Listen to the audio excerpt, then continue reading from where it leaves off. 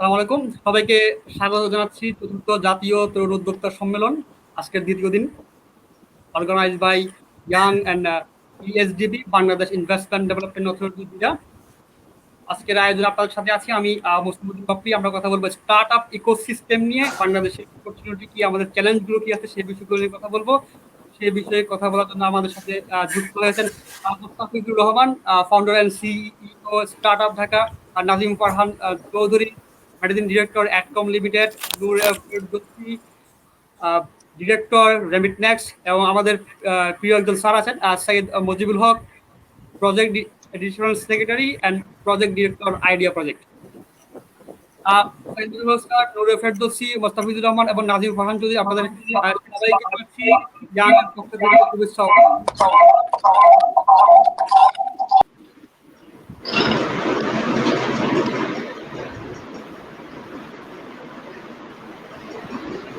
প্রথমে শুরু করছি, আমরা যেমনটাই বলছিলাম যে আমরা স্টার্ট আপ ইকোসিস্টেম নিয়ে কথা বলবো।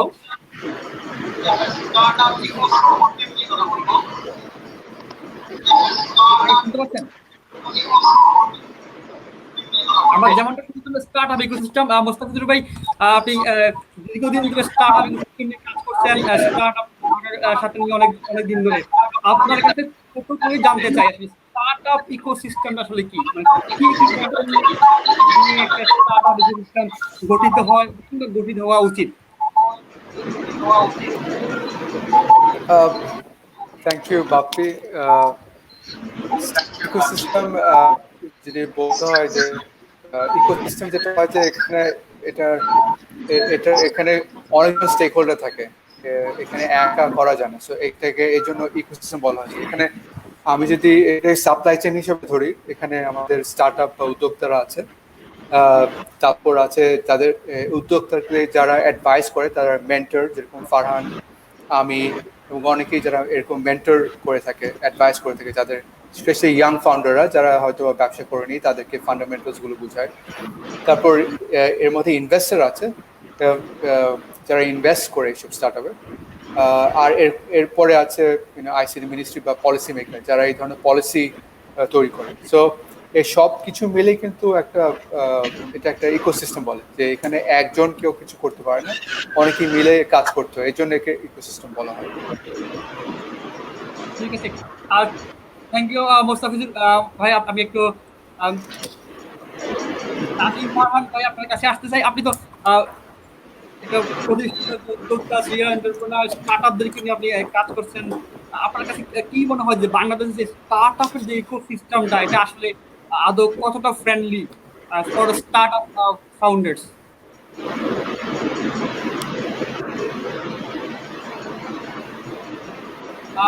মিউট করে আছে। সরি, লাস্ট কয়েক বছরে আই থিঙ্ক যে সিস্টেমটা অনেক ম্যাচিওর করে গেছে, since Mustafiz and his people like him অনেক এফোর্ট দিয়েছে সিস্টেমটাকে গ্রো করার জন্য। বাংলাদেশিরা কিন্তু এন্টারপ্রেনিউর বাই নেচার। তো আমরা এখন স্টার্ট আপ বলি, বাট সবসময় বিজনেস একটা জোক আছে, আমরা অনেক নতুন নতুন জিনিস লোকরা করতে একটা ইনিশিয়েটিভগুলি নেয়। তো ওইটারই এখন ধারাবাহিকতাতে আমাদের এখন এই যে স্টার্ট আপ ইকোসিস্টেম যেগুলি এখানে আই থিঙ্ক একটা ইউথরা খুব ইম্পর্টেন্ট পার্ট প্লে করছে, তাদের নিজেদের আইডিয়াসগুলিকে তারা ফরওয়ার্ড নিয়ে যাচ্ছে। আর এখানে এখন বিকজ এটা কয়েক বছর ধরে হচ্ছে, দেয়ার আর লট অফ প্লেয়ার্স যেখানে অলরেডি মার্কেটে আছে, যারা হেল্প করে, নার্চার করে, মেন্টর করে, ইনভেস্ট করে, এগুলি করার কথা হচ্ছে। So I would say last 3-4-5 বছরে বেশ খানিকটা ফ্রেন্ডলিয়ার হয়ে গেছে to to younger entrepreneurs or startup entrepreneurs. আগে যেটা খুব ডিফিকাল্ট হতো, let's say access to finance, access to markets, এগুলি এখনো আমি বলবো না যে একদম সলভ হয়ে গেছে, বাট লট অফ ইট কিন্তু বেটারের দিকে যাচ্ছে। অ্যান্ড এটার মধ্যে আবার গভর্নমেন্টেরও অনেক রোল আছে, যেখানে ওনারাও খুব এটা নিয়ে কথা বলছেন, প্রমোট করছেন। সো পুরা আই থিঙ্ক দ্য কান্ট্রি একটা জায়গায় আছে যেখানে আমরা ফোকাসড হয়েছি অন দ্যাট স্টার্ট আপস সর্ট অফ এরিয়াতে। থ্যাংক ইউ নাজিম ফারহান ভাই। আমি একটু সৈয়দ মজিবুল হক স্যার আপনার কাছে আসতে চাই। সরকার এই প্রজেক্ট নিয়ে কাজ করছে, আপনিও সরকারের প্রজেক্ট নিয়ে কাজ করছেন স্টার্ট আপদের ডেভেলপমেন্ট নিয়ে। আমি ছোট্ট করে জানতে চাই যে সরকার স্টার্ট আপ দিকে নিয়ে কাজ করছে, কিন্তু পাশাপাশি ইকোসিস্টেম নিয়ে আপনারা হয়তো কাজ করছেন। কি ধরনের ইকোসিস্টেম নিয়ে আসলে আপনারা কাজ করছেন, বা ফিউচার প্ল্যানটা কি স্টার্ট আপ গুলোর ইকোসিস্টেম ডেভেলপমেন্টের ক্ষেত্রে? স্যার। হ্যাঁ, ধন্যবাদ। আমি অ্যাকচুয়ালি প্রথমে আয়োজকদের ধন্যবাদ জানাচ্ছি এই কারণে যে এই ধরনের একটা প্রোগ্রাম আয়োজন করা দরকার ছিল। তা বাংলাদেশে স্টার্ট আপ ইকোসিস্টেমটা নিয়ে সরকারের আগে কিন্তু বেসরকারি উদ্যোগে কার্যক্রম শুরু হয়েছে। সরকার 2016 সালে innovation design and entrepreneurship academy আওতায় একটা ইকোসিস্টেম ডেভেলপ করার জন্য কাজ করছে। মূলত আমাদের মূল কাজটাই ছিল যে বাংলাদেশে একটা স্টার্ট আপ কালচার গড়ে তোলা। স্টার্ট আপ কালচারটা বেসরকারি উদ্যোগে যেভাবে হচ্ছিল, সরকার এটাতে এক্সপিডিয়েট করার জন্য আমরা ইনোভেশন ডিজাইন এন্ড এন্টারপ্রেনারশিপ একাডেমির আওতায় প্রথম আমি যখন কাজ শুরু করি তখন আমি দেখলাম যে বাংলাদেশে টোটাল 500 স্টার্ট আপ তাদের কার্যক্রমের জন্য সাবমিট করেছে স্টার্ট আপ বাংলাদেশে। তো অ্যাকচুয়ালি বিশ্ববিদ্যালয় পর্যায়ে আমরা যারা তরুণদেরকে যেটা দেখি যে তারা কিন্তু মাস্টার্সে অনার্সে বিভিন্ন সময় বাংলাদেশের বিভিন্ন সমস্যা নিয়ে কাজ করে, কিন্তু সেই সমস্যাটা সমাধানও হয়, কিন্তু সে শুধুমাত্র মাস্টার্স বা অনার্স পাস করে চলে আসে। এখানে যে একটা সম্ভাবনাময় একটা জিনিস ছিল সেই জিনিসের উপরে কিন্তু কোনো জোর দেওয়া হতো না। তখন আমরা চিন্তা করলাম যে কিভাবে খুব তাড়াতাড়ি সারা বাংলাদেশে স্টার্ট আপ কালচারটা ছড়িয়ে দেওয়া যায়। তখনই আমরা student to start up chapter 1 যেটা করি, student to start up chapter 1 এর আওতায় 2200 স্টার্ট আপ আমাদের ইকোসিস্টেমে সাবমিট করে।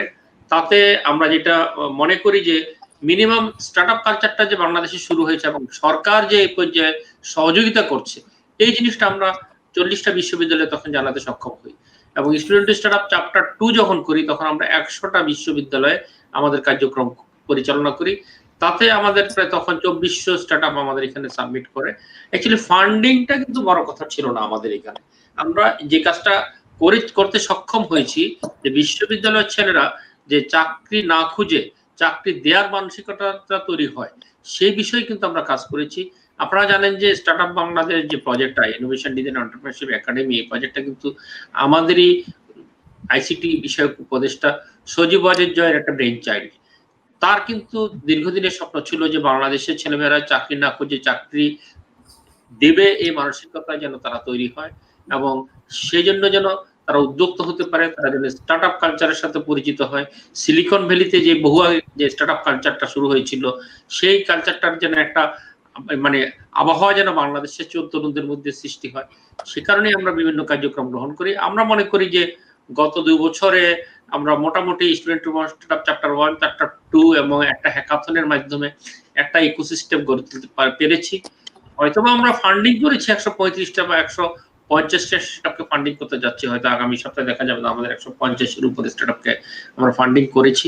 ফান্ডিং বড় কথা না, কিন্তু বাংলাদেশের ছেলেমেয়েরা যে একটা স্টার্টআপ কালচারের সাথে জড়িত হলো, সেটাই আমাদের সবচেয়ে বড় অ্যাচিভমেন্ট বলে আমরা স্টার্টআপ বাংলাদেশ আইডিয়া প্রকল্প থেকে মনে করি। থ্যাংক ইউ স্যার, আপনাকে অসংখ্য ধন্যবাদ। আমরা একটু নূরা আপু আপনার কাছে আসি। আপনি একটা স্টার্ট আপ আপনি শুরু করেছেন, রেমিট নেক্সট একটা স্টার্ট আপ শুরু করেছেন। আপনার কাছে কি মনে হয়, আপনারা যখন স্টার্ট আপ শুরু করেছেন, বাংলাদেশের যে ইকোসিস্টেমটা রেডি হচ্ছে বা স্যার যেটা বললেন যে কাজ করছেন, যেমনটা মুস্তাফিজুর ভাই বলছেন যে এখন অনেক ডেভেলপ হয়েছে, আপনি যখন স্টার্ট আপটা শুরু করেন আপনার কাছে কি মনে হয়েছে? আপনার যেই যেমন মুস্তাফিজুর বললেন যে ইকোসিস্টেমের অনেক স্টেক হোল্ডার লাগে, অনেক সাপোর্ট লাগে, আপনার ক্ষেত্রে কি ধরনের সমস্যার সম্মুখীন হয়েছেন সেসব স্টেক হোল্ডার না থাকার কারণে, এবং কি কি অপরচুনিটি আপনি সেখানে দেখতে পেয়েছেন?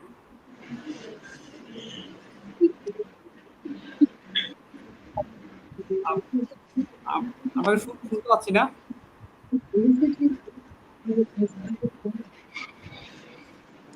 আমরা আপনাকে শুনতে পাচ্ছি না।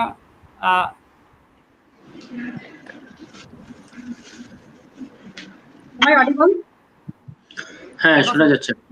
এখন শোনা যাচ্ছে। Am I audible to you now? আপনি আবার রিপিট করলে ভালো হবে। আমরা প্রথমে শুনতে পাই নাই। Okay.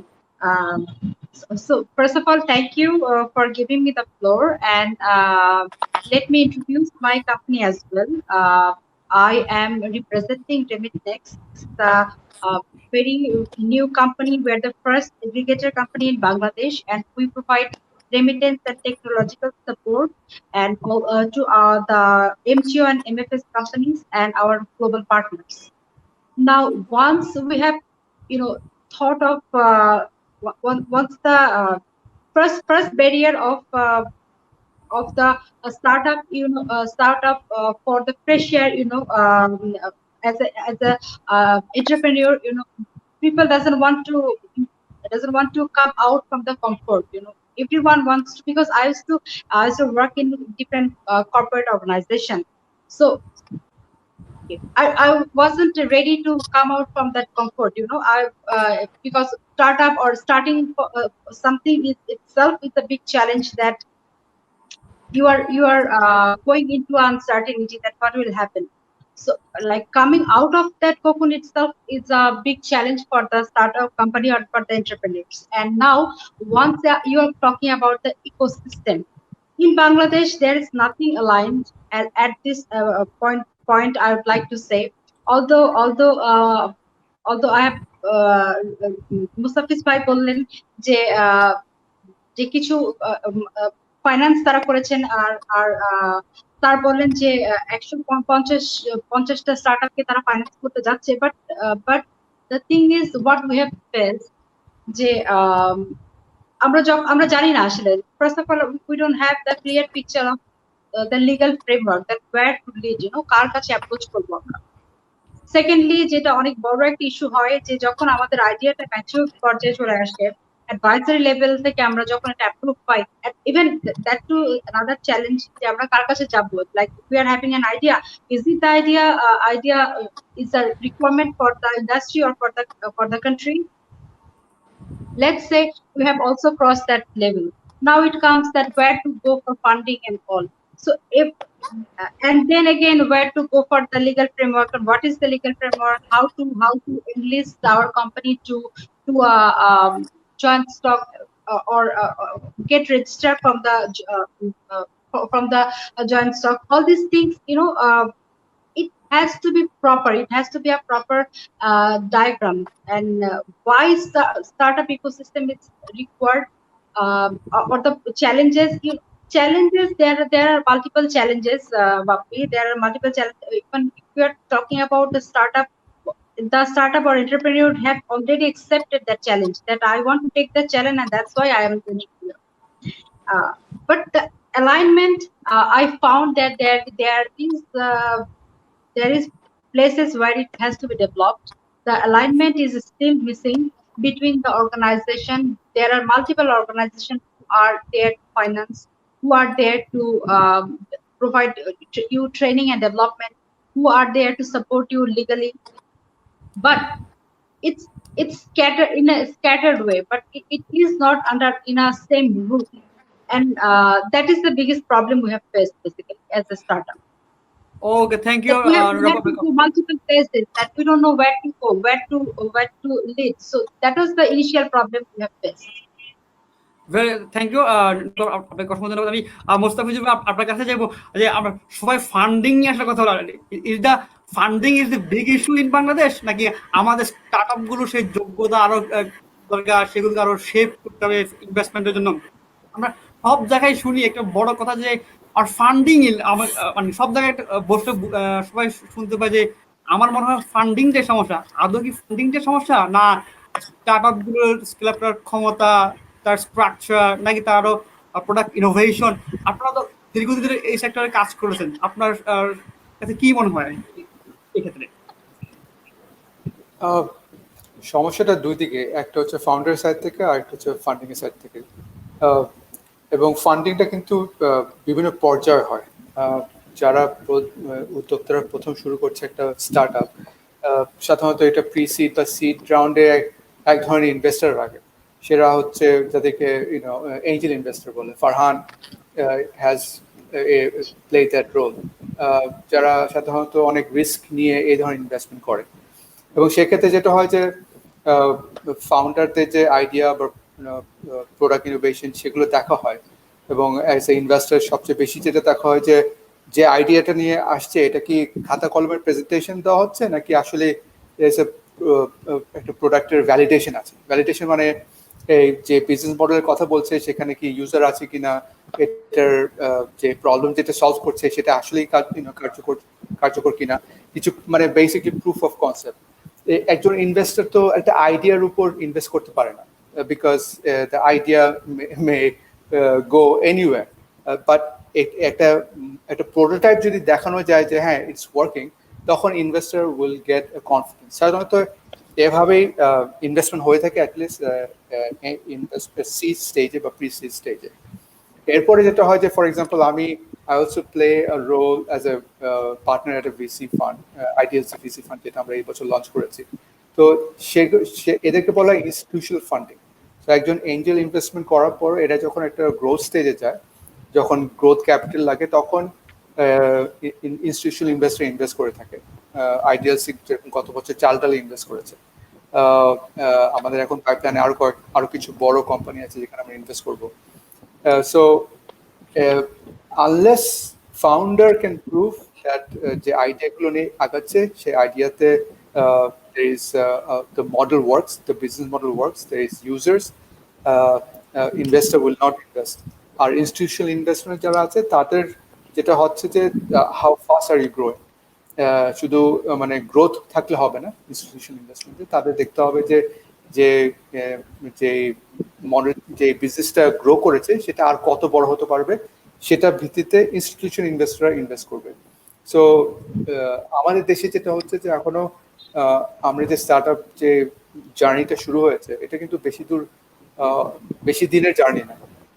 আমাদের এঞ্জেল ইনভেস্টররা যারা আগে অর্গানাইজ ছিল না, এখন অর্গানাইজ হয়েছে বাংলাদেশ বিডি এঞ্জেলস এর কারণে। আমাদের বাংলাদেশের ফার্স্ট এঞ্জেল নেটওয়ার্ক, এখন প্রবাবলি দেয়ার ক্লোজ টু 70 জন এঞ্জেল ইনভেস্টর আছে সেই গ্রুপে। ওকে, সো এটা কিন্তু 2 বছর আগেও it wasn't there. So but again একটা এঞ্জেল ইনভেস্টমেন্ট নেটওয়ার্ক ইজ যথেষ্ট না, we need more, and সেটা হচ্ছে।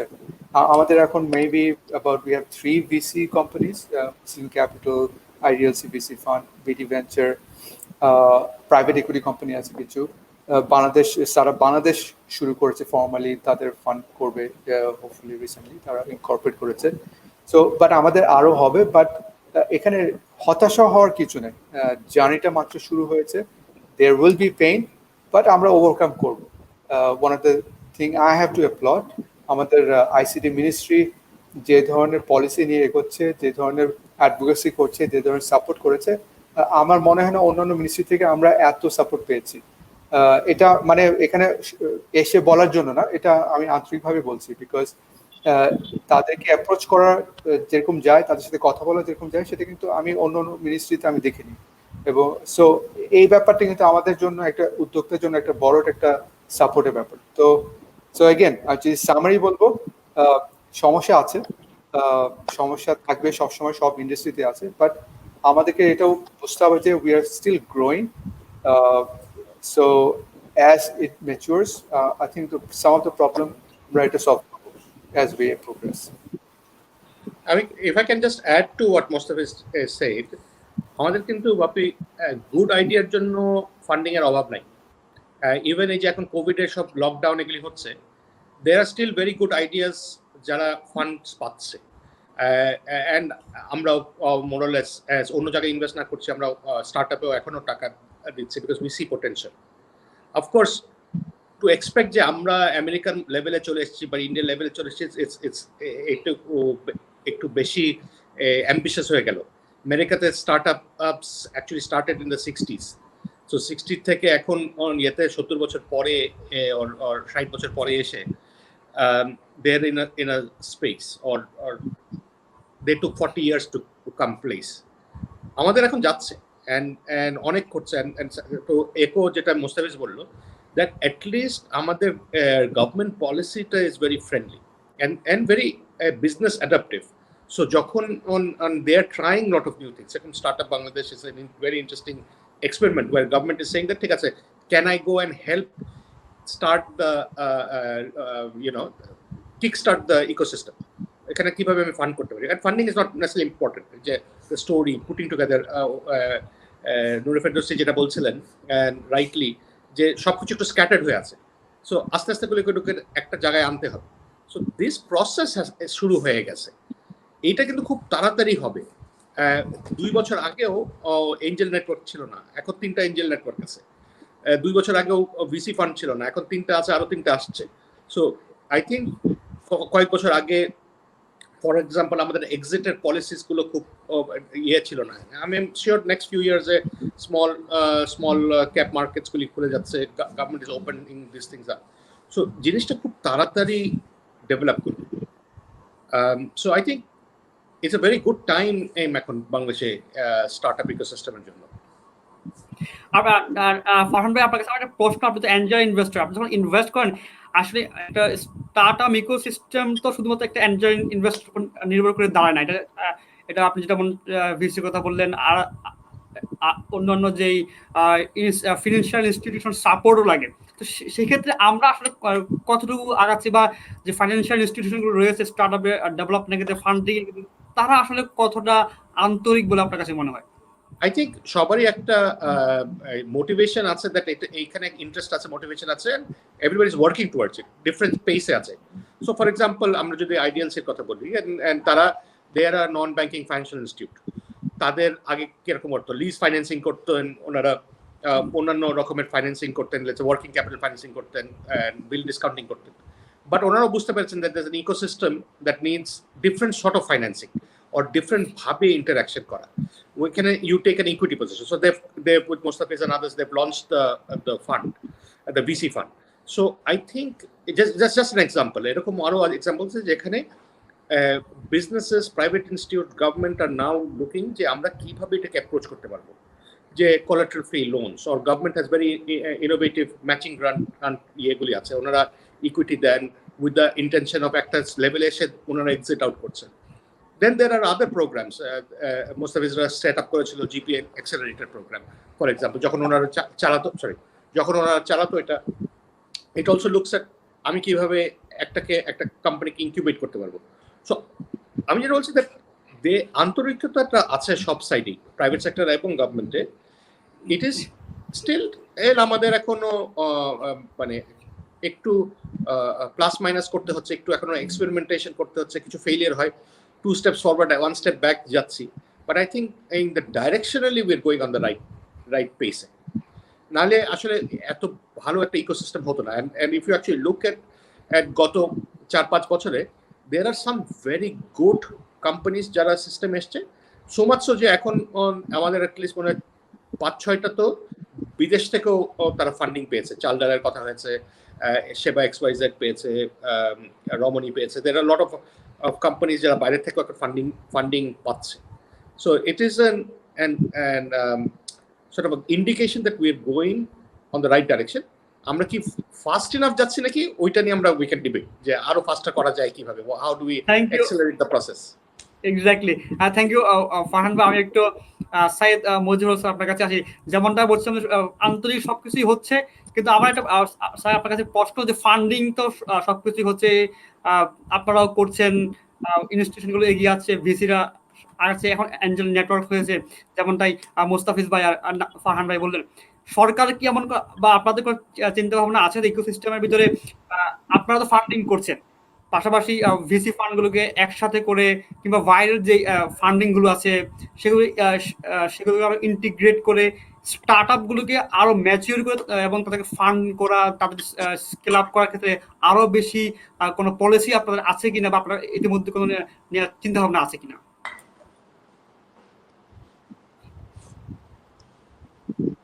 আপনি মিউট করা আছেন স্যার, মিউট করা আছেন।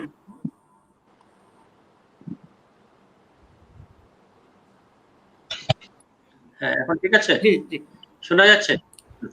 অ্যাকচুয়ালি আমি ধন্যবাদ জানাচ্ছি যারা অ্যাঞ্জেল ইনভেস্টর হিসেবে বাংলাদেশের ইকোসিস্টেমে কাজ করে যাচ্ছে অলরেডি, এবং অ্যাঞ্জেল ইনভেস্টরদের একটা ফোরাম হয়ে গেছে, এবং বাংলাদেশে ভেঞ্চার ক্যাপিটাল কোম্পানি কিন্তু কাজ শুরু করেছে প্রাইভেট সেক্টরে অনেক আগেই। আমি তাদেরকে এই যে ইকোসিস্টেমে যে একটা আগে থেকে একটা ভূমিকা রাখছে, সরকার বলার আগেই যে একটা ভূমিকা রাখছে, সেই জন্য তাদেরকে আমি ধন্যবাদ জানাচ্ছি। আপনারা জানেন যে startup Bangladesh venture capital company ইতিমধ্যে আমরা প্রায় 1 বছর চেষ্টার পর আমরা কিন্তু এটা অনুমোদন পেয়ে গেছি। পাওয়ার পরে আমাদের কিন্তু ম্যানেজিং ডিরেক্টর নিয়োগ করা হয়ে গেছে। আমরা টিনা জামিন আপাকে ম্যানেজিং ডিরেক্টর হিসেবে নিয়োগ দিয়েছি। দেওয়ার পরে এখন কিন্তু ডিউ ডিলিজেন্সের কাজগুলো শুরু হয়ে যাচ্ছে। আমরা আশা করি ডিউ ডিলিজেন্স শুরু হয়ে গেলে আমরা কিন্তু বড় অঙ্কের টাকা কিন্তু স্টার্টআপরা যারা এখন ফান্ডিং এর অপেক্ষায় আছে, ফান্ডিং কোনো বিষয় না, ফান্ডিং এর জন্য কাউকে কিন্তু অপেক্ষা করতে হবে না। ইভেন স্টার্টআপ বাংলাদেশে আমরা যে বাইব্যাক পলিসি যেটা করেছি সেটা খুব ইজি করেছি, কেননা 1 বছরের বা 2 বছরের মধ্যে যদি কোনো স্টার্টআপ যদি ম্যাচিউর হয়ে যায় এবং সে যদি বের হয়ে যেতে চায়, তখন কিন্তু তাকে কিন্তু যে ইকুইটি যেটা দিবে সেই ইকুইটি সে পুরোটা নিয়ে বেরিয়ে যেতে পারবে ইচ্ছা করলে। তো এই ধরনের আমরা বেশ কিছু পলিসি অ্যাডপ্ট করছি যেন স্টার্টআপরা যেন এখানে যেন তাদের প্রথমেই কিন্তু স্টার্টআপরা ভয় পায়, আমি কি ইকুইটি দিব কি দিব না, আমি ইকুইটি কতটুকু ছাড়বো, এই বিষয়গুলো কিন্তু স্টার্টআপরা কিন্তু খুব চিন্তা করে। যেহেতু এই চিন্তাগুলো করে সে কারণে আমাদের বাইব্যাক পলিসি আমরা খুব ইজি করেছি। আরেকটা জিনিস যেটা আমরা যেটা বলছি, ইকোসিস্টেমে কিন্তু আমরা কিন্তু প্রতিনিয়ত কাজ করে যাচ্ছি এবং আমি সেদিনও বলেছি যে এখন যে আমাদের স্টার্টআপে কিন্তু দেখা গেছে যে ইভেলিতে তাদের প্রোডাক্ট বিক্রি করেছে। ইভেলিতে আমার একটা স্টার্টআপ আছে, তার খুবই ছোট স্টার্টআপ, সে হলো বাইক লক, সে প্রায় 14 লক্ষ টাকা প্রোডাক্ট বিক্রি করছে ইভেলিতে। এখন সাথে সাথে আমি যেটা বলি যে সমস্যা এবং সম্ভাবনা দুটোই আছে, কিন্তু সমস্যা সম্ভাবনা দুটোকে আমাদেরকে মোকাবেলা করতে হবে। সেই কারণে স্টার্টআপ বাংলাদেশ যখন যাত্রা শুরু করেছে, আমি আশা করি যে আমরা পলিসির কাজও অলরেডি শুরু করে দিয়েছি, কিছু কিছু পলিসি অলরেডি আমরা অ্যাডপ্ট করছি। আমাদের এজেন্ট ইনভেস্টর নেটওয়ার্ক যেটা আছে তাদেরকে নিয়ে আমরা খুব সহসাই বলবো, আমাদের স্টার্টআপ একটা নেটওয়ার্ক আছে, আমাদের স্টার্টআপ সার্কেল যেটা আছে, স্টার্টআপ সার্কেলকে নিয়ে আমি গত বছর চেয়েছিলাম, আমরা এবছর হয়তো স্টার্টআপ সার্কেল নিয়ে আমরা একটা বড় একটা প্রোগ্রাম করব। আর যে কাজটা আমরা এবছর করছি আর কি, এবছর আমরা যে কাজটা করছি, আপনারা জানেন যে সর্বকালের সর্বশ্রেষ্ঠ বাঙালি জাতির জনক বঙ্গবন্ধু শেখ মুজিবুর রহমানের 100তম জন্মবার্ষিকী পালিত হচ্ছে। আমরা যদিও প্যান্ডেমিক সিচুয়েশনে অনেকগুলো প্রোগ্রামকে আমরা কাটছাট করেছি, কিন্তু আমরা এবছর 100টা স্টার্টআপকে আমরা বঙ্গবন্ধু ইনোভেশন গ্রান্ট দিব ঘোষণা করেছি। সেই হিসাবে কিন্তু আমরা একটা জিনিস জানেন কিনা, আমরা প্রতি মঙ্গলবার কিন্তু আমরা ইনিশিয়াল পিচিং নিয়ে থাকি এবং গত মঙ্গলবারে আমরা রুবানা আপা নেতৃত্বে আমাদের যে একটা সিলেকশন কমিটি আছে, যে কমিটিতে আইডিএলসির আরিফ ভাই আছেন এবং আপনারা জানেন যে আব্দুল মোনেম স্যার আছেন, আসিম মঞ্জুর ভাই আছেন, ওনারা আমরা কিন্তু শুধুমাত্র গভর্নমেন্টের লোক মাত্র আমি একা, অল আর প্রাইভেট সেক্টরের সবাই মিলে কিন্তু সিদ্ধান্ত নিচ্ছে যে কোন স্টার্টআপটাকে ফান্ডিং করা হবে। আমরা 100 স্টার্টআপের মধ্যে অলরেডি প্রায় 25 এর মধ্যে স্টার্টআপ আমরা অলরেডি সিলেক্ট করে ফেলেছি। আর আমরা স্টুডেন্ট স্টার্টআপ যেটা ইউনিভার্সিটি অ্যাক্টিভেশন, এবছর আমরা প্রতিটা বিশ্ববিদ্যালয়ে যাচ্ছি, আমরা আমাদের আগামী সপ্তাহ থেকে কার্যক্রম শুরু হয়ে যাবে। আমরা বাংলাদেশের প্রতিটি প্রাইভেট এবং পাবলিক বিশ্ববিদ্যালয়ে যাব, যে আমরা চেষ্টা করছি যে আমরা কমপক্ষে 15টা স্টার্টআপকে বেছে নিয়ে আমরা সেটাকে বঙ্গবন্ধু ইনোভেশন গ্রান্টের আওতায় নিয়ে আসবো। 10 লক্ষ টাকা করে আমরা ফান্ডিং করব। আমাদের একটা রিয়েলিটি শো হবে, টিভি রিয়েলিটি শো শুরু হয়ে যাবে হয়তো আগামী মাস থেকে বা পরের মাস থেকে আমরা সেই টিভি রিয়েলিটি শোটা শুরু করব। সেই টিভি রিয়েলিটি শোর মাধ্যমেও কিন্তু আমরা চেষ্টা করছি যে মানুষের মধ্যে স্টার্টআপ কালচারটা গড়ে তোলা, প্রতিনিয়ত যেন বুঝতে পারে যে আমি ইনভেস্ট কি ব্যাংকে করব, নাকি আমি কি ইনভেস্ট কি শেয়ার বাজারে করব, নাকি আমি স্টার্টআপদের মধ্যে ইনভেস্ট করব। এই বিষয়টা কিন্তু আস্তে আস্তে কিন্তু কালচারটা চেঞ্জ করতে সময় লাগবে। যেটা বলা হলো যে সিলিকন ভ্যালিতে বা আমেরিকাতে যে স্টার্টআপ কালচারটা শুরু হয়েছে 70 বছর আগে, আমাদের এখানে কিন্তু পুরো কালচারটা কিন্তু 7 বছর আগে শুরু হয়নি। তা আমরা সেই হিসাবে আমরা এগিয়ে যাচ্ছি খুব স্লোলি হলেও। আমরা কিন্তু সরকার যে স্টার্টআপ বান্ধব একটা সরকার, আমাদের মাননীয় প্রধানমন্ত্রী শুরুতেই যে কথাটা বলেন যে আমাদেরকে অবশ্যই প্রচুর উদ্যোক্তা তৈরি করতে হবে। উদ্যোক্তা তৈরি করার জন্য বিডা কাজ করছে, আপনারা জানেন যে এসএমই ফাউন্ডেশন কাজ করছে, আমরা স্টার্টআপ বাংলাদেশ থেকে প্রতিনিয়ত কাজ করে যাচ্ছি এবং আমরা যে 3টা কাজ করব এই যে বঙ্গবন্ধু জন্মশতবার্ষিকী উপলক্ষে। একটা হলো স্টুডেন্ট স্টার্টআপ চ্যাপ্টার 3 যেটা ইউনিভার্সিটি অ্যাক্টিভিশন, আর একটা প্রোগ্রাম আমরা টিভি রিয়েলিটি শো, এবং আমাদের স্টার্টআপদেরকে আন্তর্জাতিক পর্যায়ে নিয়ে যাবো এবং আন্তর্জাতিক পর্যায়ে স্টার্টআপটা যেন বাংলাদেশের স্টার্টআপদের সাথে একসাথে কাজ করতে পারে সেই হিসাবে আমরা একটা ইন্টারন্যাশনাল রোড শো করব। ইন্টারন্যাশনাল রোড শোটা আমরা ভার্চুয়াল প্ল্যাটফর্মে শুরু করবো এবং পরবর্তীতে এটাকে আমরা হয়তো পৃথিবীর 2 কি 3টা দেশে যদি সম্ভব হয় মার্চ এপ্রিলের দিকে আমরা করব। সেভাবেই আমরা কিছু উদ্যোগ গ্রহণ করেছি যে বঙ্গবন্ধু জন্মশতবার্ষিকী উপলক্ষে 100টা স্টার্টআপ, দেশি এবং বিদেশি স্টার্টআপকে আমরা ফান্ডিং করব। সেটা হলো প্রিসিড স্টেজে, সম্পূর্ণ গ্রান্ট।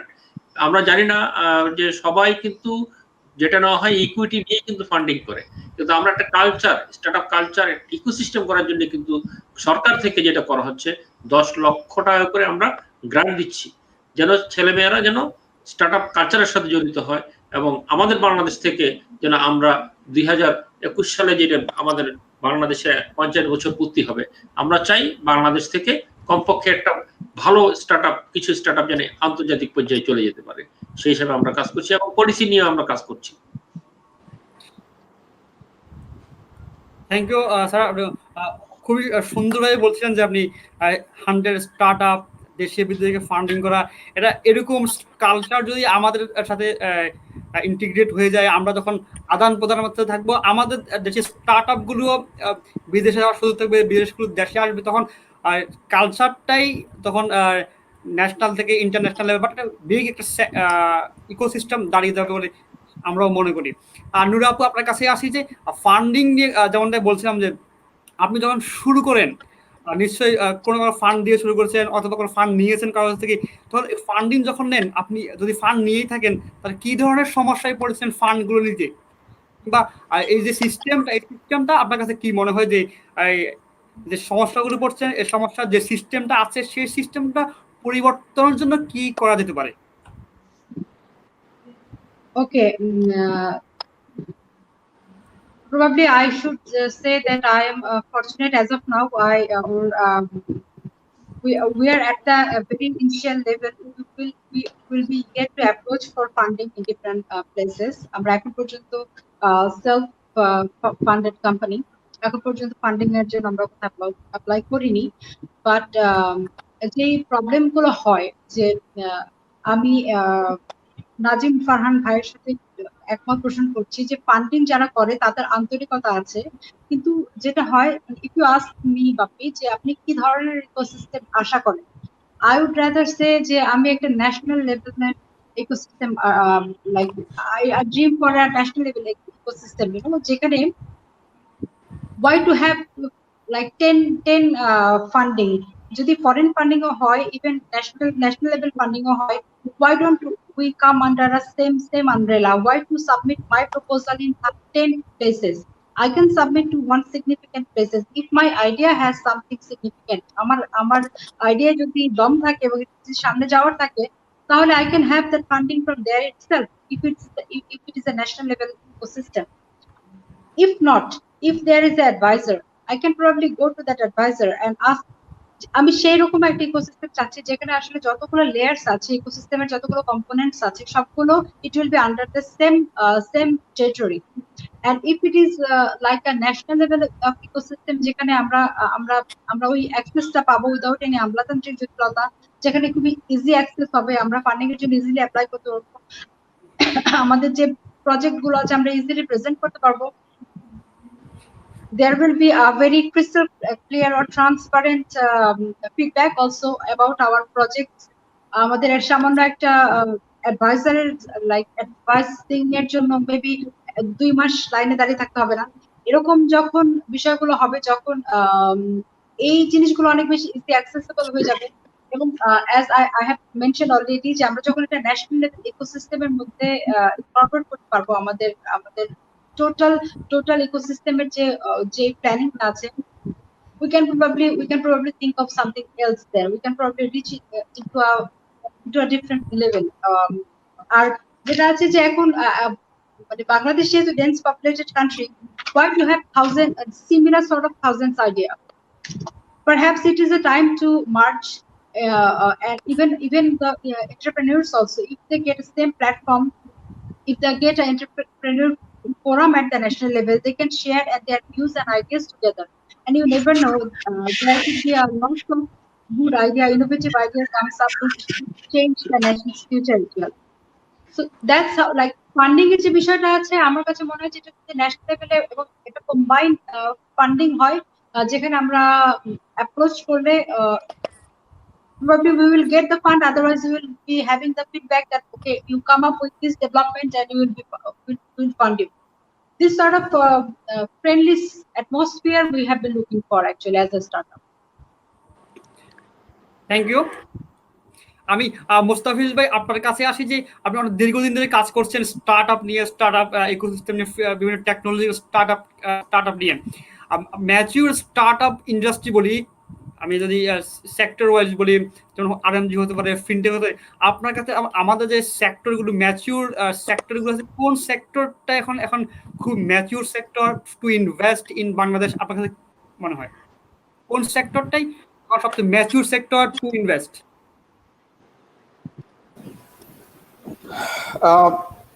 COVID কারণে I think the startup ecosystem there is a big change. I think just not startup ecosystem, pro business there is a change. For example, আমরা as an institution আমরা একটা travel company-তে ভাবছিলাম invest করব, but unfortunately because of COVID travel is completely stopped. So আমরা assess করে দেখলাম যে কোনো travel company-তে probably we won't be able to invest for the next 1 year because fundamentals গুলো change হবে না. So just with the COVID filter, I think কিছু vertical seems interesting, যেরকম education. আমরা এখন যেরকম অনলাইনে সেমিনার করছি, আমাদের পুরো এডুকেশন সিস্টেমটা কিন্তু অনলাইনে চলে গেছে। আমরা স্কুলে যাচ্ছি না, কলেজে যাচ্ছি না, বাট আমরা অনলাইনে ক্লাস নিচ্ছি। So education I see a tremendous opportunity. এবং আমি বলবো যে এই সেক্টরটা জাস্ট কোভিড হওয়ার পর আমরা সব কিছু বন্ধ করে, অনলাইন বন্ধ করে সবাই স্কুলে চলে যাব, এটা নিয়ে আর ভাববো না। আমি আই হোপ যে সেটা না হয়, কারণ আমাদেরকে অফলাইন অনলাইন এটা কম্বিনেশনে এগোতে হবে। ফর এক্সাম্পল, আমাদের একটা স্কুল করতে সরকারি যে খরচ হয়, একটা ভালো টিচার যদি মানে গ্রামে যেতে হয়, ভালো টিচার যাবে না শহর থেকে, হাউ অ্যাক্সেস সেটা কিন্তু অনলাইনে সম্ভব। একটা ভালো টিচার ফ্রম শহর ক্যান কানেক্ট টু গ্রাম, সেটা কিন্তু ফিজিক্যালি সম্ভব না। সো সাডেনলি কোভিড কিন্তু আমাদের দেখিয়েছে অপরচুনিটি এবং পটেনশিয়ালগুলো কোথায়। ফর এক্সাম্পল আরেকটা সেক্টর আমরা যেটা দেখছি, হেলথ কেয়ার। সাডেনলি আমার মা ডক্টর দেখাতে হবে, আমি অনলাইনে ডক্টর দেখিয়েছি। আমি কোভিডের আগে কখনো অনলাইনে ডক্টর দেখাইনি, বাট সাডেনলি এটা এখন একটা ভ্যালিড প্যাথ। শুধু শহরে না, যে কোনো জায়গায় এখন আপনি ডাক্তার যদি দেখাতে চান অনলাইনে সম্ভব। So health care is a huge opportunity. আরেকটা জায়গা হচ্ছে যে ই কমার্স, স্পেশালি গ্রোসারি যে আছে, চাল ডালের আগে আই থিঙ্ক ডেইলি 10,000 না 20,000 ছিল, এখন 50,000 অর্ডার হয় ডেইলি। মানে ভাবা যায় না, 150 থেকে 200%। এবং আই থিঙ্ক এই কালচারটা থেকে যাবে। মানুষ যখন অভ্যস্ত হয়ে যাচ্ছে এই ধরনের অনলাইন সিস্টেমে, এই সেক্টরগুলো আরো গ্রো করবে। Logistic will B huge sector, because এই যে ছোট ছোট কোম্পানিগুলো যারা বিভিন্ন জায়গায় ডেলিভার করতে হবে জিনিসপত্রগুলো, বিকজ এভরিবডি অর্ডারিং অনলাইন, তখন তাদেরকে লজিস্টিক সিস্টেমটা ডেভেলপ করতে হবে। So logistic will be a huge opportunity.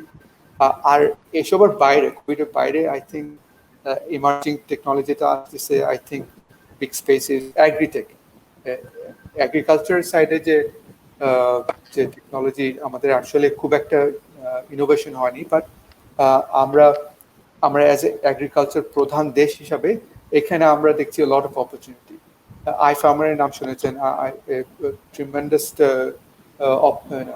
Unlocking করেছে। যারা ফার্মার তাদেরকে একটা মাধ্যমে প্রোভাইডিং অ্যাক্সেস টু ক্যাপিটাল, এবং সেই গরু বিক্রি করে হোক, মাছ বিক্রি করে হোক, সেই ক্যাপিটালটা বা রিটার্ন যেটা হচ্ছে সেটা যে কোনো জায়গা থেকে ইনভেস্ট করে তার রিটার্ন পাচ্ছে। So lot of opportunity are happening. Traditional আর ফিনটেক ওগুলো আর বললাম না, ওগুলো গ্রোয়িং এমার্জিং ক্যাটাগরি। বাট আমার মনে হয় এই 4-5টা ক্যাটাগরি যেগুলো কথা বললাম, আই থিঙ্ক এখানে অনেক অপরচুনিটি আছে। থ্যাংক ইউ মোস্তাফিজ ভাই। আমি ফারহান ভাই আপনার কাছে আবার আসতে চাই যে স্টার্ট আপ ইকোসিস্টেম নিয়ে আমরা কথা বলছি, আমরা আগাচ্ছি দিনে। একটু আগে যেমনটা বললেন যে মোস্তাফিজ ভাই বললেন যে ইমার্জিং সেক্টর, ফিনটেক সেক্টর, আরো সেক্টর আছে, এর বাইরেও আমাদের স্টার্ট আপ গুলো কিন্তু আর ফান্ডিং করার পরও কলাপস করে যায়। ভালো সেক্টর হওয়ার পরও, ভালো আইডিয়া থাকার পরও, ইনভেস্টমেন্ট আসার পরও এই কলাপস গুলো মানে কেন হয় আপনার দৃষ্টিতে? ফান্ডটা অনেক সময় এই কলাপস হওয়ার কারণে ইনভেস্টররা কিন্তু ইন্টারেস্ট ফিল করে না নতুন কোনো স্টার্ট আপ ইনভেস্ট করতে। যেমন আমি দু একজনকে চিনি যে তারা এখন ইন্টারেস্ট ফিল করে না আসলে ইনভেস্টমেন্টে আসতে। এই কলাপস গুলো রিজন গুলো কোথায় মনে হয়? যেহেতু আপনি একজন ইনভেস্টর, আপনি যখন ইনভেস্ট করেন আপনি আসলে পুঙ্খানুপুঙ্খানু দেখেন, যখন আপনি একজন এমডি কোম্পানি আপনি নিজেই চালান, তো কোন জায়গায় আসলে সমস্যাগুলো হচ্ছে? আসলে এভাবে যদি চলতে হয়, কলাপস করে, তাহলে অ্যাঞ্জেল ইনভেস্টরও তো খুব বেশি আগ্রহী হবে না যে to invest and startup, idea ভালোই হলে হোক কিংবা তার প্রোডাক্ট ভালো। আপনার আপনি যদি দেখেন, business is not an easy thing to do. Business যদি ইজি হতো সবাই করতো। যদিও হক সাহেব একদম বিগিনিং এ বলেছেন যে আমি চাকরি করব না, চাকরি দিব। চাকরি দেওয়া কিন্তু ইজ ভেরি ডিফিকাল্ট, অ্যান্ড এটাকে ম্যানেজ করা ইজ ভেরি ডিফিকাল্ট প্রসেস। এখন যেটা হচ্ছে, আমাদের ফোকাসটা কিন্তু আমি জানি এটা ইয়াং এন্টারপ্রেনার্সদের সামিট, আমাদের focus is on young entrepreneurs. But young এন্টারপ্রেনার্সের একটা জায়গা যেখানে ল্যাকিং আছে, ওনাদের এক্সপিরিয়েন্স অফ ম্যানেজিং অপারেশনসটা খুবই দুর্বল, বিকজ ওনাদের এক্সপিরিয়েন্স নাই। So lot of it is being relied on us as investors যারা আসি, বা বোর্ডে যারা আসি, বা অ্যাডভাইজারি ক্যাপাসিটি যারা আসি, আমরা to help to that. But আমাদের তো ডে টাইম জবস অন্য থাকে। আমার নিজের ব্যবসা চালাই, আমি অন্য জিনিস করি, রাইট? সো অনেক সময় আমরা দেখেছি যেখানে ফেলিয়ারগুলি হচ্ছে, failure is on operation side of it. আমার আইডিয়া খুবই ভালো, আমার বিজনেস প্ল্যানটা ভালো হয়েছে, বাট আমি এটা এক্সিকিউট করতে পারছি না।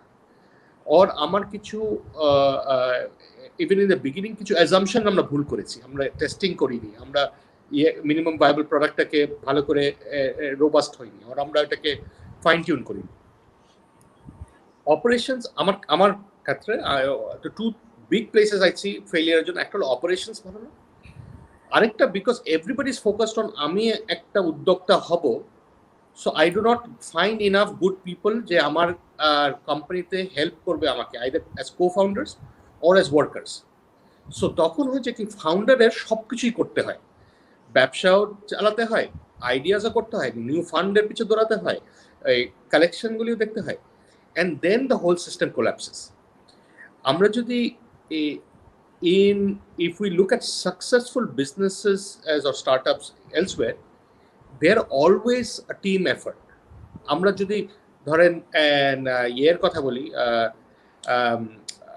লেটস সে অ্যাপলের কথা বলি, সবাই স্টিভ জবস বলে, বাট স্টিভ জবসের নিচে যে টিম কুক ছিল, অ্যান্ড আইভি জোনস ছিল, অ্যান্ড এরা ছিল, এটা অতটুকু লোকরা জানে না। অর লেটস সে আমরা মাইক্রোসফটের কথা বলি, বিল গেটস, বাট বিল গেটসের সাথে যে স্টিভ বার্মার ছিল, অন্যরা ছিল, এইটা হয় না। So you need a team. আমাদের এখানে ওই টিমটা মিসিং হচ্ছে in lot of the startups that I see. So আজকাল যেটা হয়ে গেছে, যখন we are investing in new startups, আমরা অনেক টাইম স্পেন্ড করি টিমের সাথে কথা বলা, টিমের মোটিভেশনসগুলি দেখা, টিম আসলে ভালো নাকি, তারা কি কেমিস্ট্রি আছে, ডু দে ওয়ার্ক টুগেদার।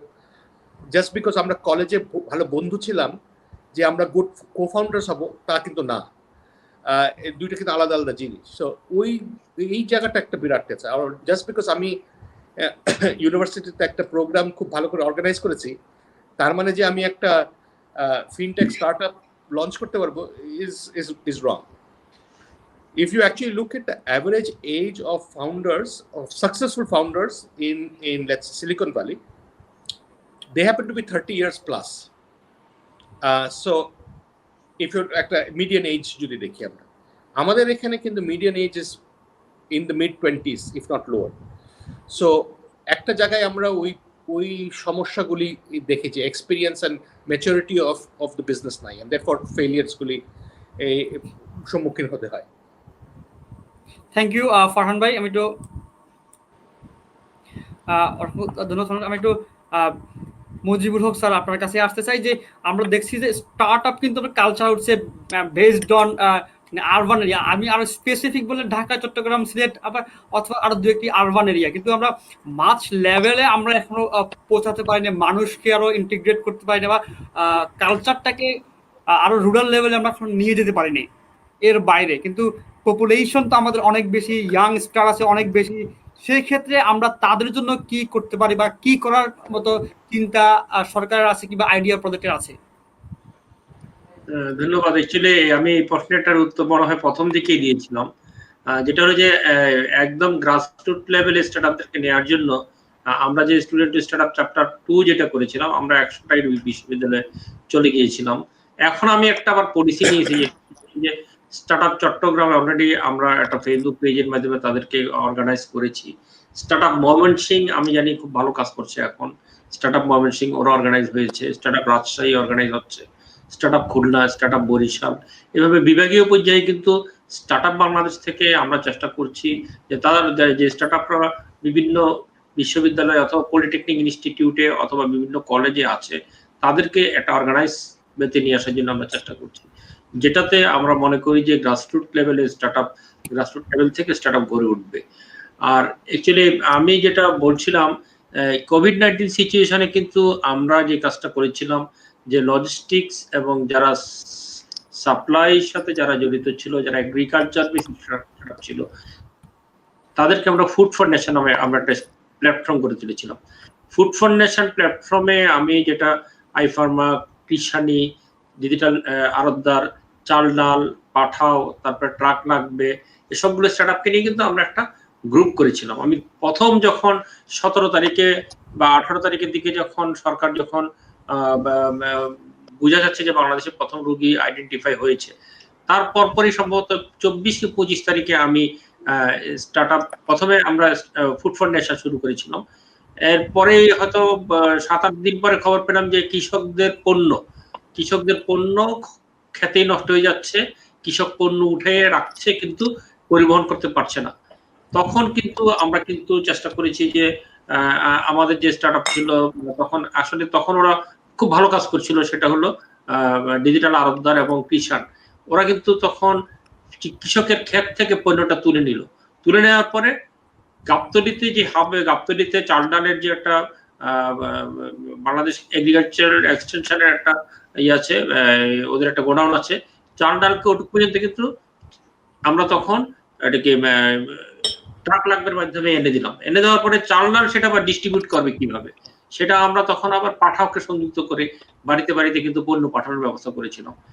ঠিক তেমনি ভাবে আমরা এডুকেশন ফাউন্ডেশনের আওতায় তখন রেসিডেন্সিয়াল স্কুল প্রথম কার্যক্রম শুরু করি এবং অন্যান্য স্কুলকে সংযুক্ত করেছিলাম, যেটার মাধ্যমে আমরা যারা এসএসসি এবং এইচএসসি পরীক্ষা দিবে তাদেরকে আমরা সংযুক্ত করে আমরা নিয়মিত কিন্তু ক্লাসের ব্যবস্থা করেছিলাম, যারা এডুকেশন নিয়ে কাজ করে। আর হেলথ নিয়ে যারা কাজ করে, আমাদের প্রায় 17টা স্টার্টআপ আমরা ফান্ডিং করেছি যারা হেলথ নিয়ে কাজ করে। তাদের মধ্যে যারা ডক্টরস কনসালটেশনের ব্যবস্থা করে, আমাদের চিটং স্টার্টআপ আছে, জলপাই, ঢাকাতে আমাদের মেডিটর হেলথ, এই ধরনের যে সমস্ত স্টার্টআপ আছে, ওরা ডক্টরস কনসালটেশন করার পরে দেখা গেল যে ডক্টর প্রেসক্রিপশন লিখার পরে ওরা একটা ডায়াগনস্টিক সেন্টারে যেতে হচ্ছে, তখন স্পেসিফিকেশনটা কালেকশনের বিষয় হলো। তখন কিন্তু আমাদের সেই স্টার্টআপ, যে আমাদের হেলথ ফর ন্যাশনাল আওতায় যারা ছিল, তার স্পেসিফিকেশনটা নিয়ে ডায়াগনস্টিক সেন্টার থেকে নিয়ে তাদেরকে সেই এটা রেজাল্টটা প্রোভাইড করেছে। করার পরে কিন্তু তারপরে আবার মেডিসিন কেনার যখন দরকার হলো, তো মেডিসিনটা কিন্তু বাসায় নেওয়ার মতো ব্যবস্থা করেছিল। তখন আমরা কিন্তু একটা চেইন তৈরি করে ফেলছিলাম এই কোভিড-19 সিচুয়েশনে। সেই চেইনটা এখন হয়তো আমাদের একটু দুর্বল হয়ে গেছে, আমি স্বীকার করব যে অ্যাকচুয়ালি আমাদের এই চেইনটার আওতায় কিন্তু আমরা তাদেরকে শুধুমাত্র অর্গানাইজ করে নিয়ে আসছিলাম, কিন্তু তখন তারা খুব ভালো কাজ করছিল। হেলথ ফাউন্ডেশন, ফুড ফাউন্ডেশন এবং এডুকেশন ফাউন্ডেশন, তিনটাই আমরা ওয়েবসাইট গঠন করেছি। এবং গতবারে যখন কোরবানির হাটে মানুষকে না যাওয়ার জন্য উৎসাহিত করে আমরা কিন্তু ফুড ফাউন্ডেশনের আওতায় আমরা কিন্তু গরুর হাটের ব্যবস্থা করেছিলাম। এই ধরনের বিভিন্ন কার্যক্রম কিন্তু আমরা গ্রহণ করছি, যার মাধ্যমে স্টার্টআপদেরকে একদম গ্রাসরুট লেভেলে নেওয়ার জন্য, গ্রাসরুট লেভেল থেকে যেন স্টার্টআপটা গড়ে ওঠে, সেই ধরনের কার্যক্রম আমরা নিচ্ছি এবং প্রতিনিয়ত নিচ্ছি। এবং আপনারা জানেন যে ইতিমধ্যে আমরা এটাকে টেক মাহিন্দ্রার সাথে আমরা বাংলাদেশ সরকারের 10টি সমস্যা সমাধান করার জন্য আমরা ইন্ডিয়ান টেক মাহিন্দ্রার সাথে আমাদের মাননীয় প্রধানমন্ত্রী এবং ইন্ডিয়ান প্রধানমন্ত্রীর সামনে একটা চুক্তি হয়েছিল। সেই চুক্তি অনুযায়ী আমরা কিন্তু 10টা প্রোডাক্ট অলরেডি ডেভেলপ করার কাজ শুরু হয়েছে। 2 মাস আমাদের অনলাইনে আমাদের ট্রেনিং হয়েছে, এখন 1-to-1 মেন্টরিং হচ্ছে যেটা টেক মাহিন্দ্রার সাথে। গতকাল আমরা একটা প্রোগ্রাম লঞ্চ করেছি, সেটা দক্ষিণ কোরিয়ার সাথে। দক্ষিণ কোরিয়ার জিসানের সাথে আমরা যেটা করছি, আমরা যে আমাদের সাথে যে এগ্রিমেন্টটা হয়েছে সেটার আওতায় আমাদের 5টা স্টার্টআপকে দক্ষিণ কোরিয়া নিয়ে যাবে, এবং দক্ষিণ কোরিয়া নেওয়ার পরে সে প্রোডাক্ট ডেভেলপ হবে। প্রোডাক্ট ডেভেলপ হওয়ার পরে প্যাটেন্ট রাইটের বিষয়টা, যেটা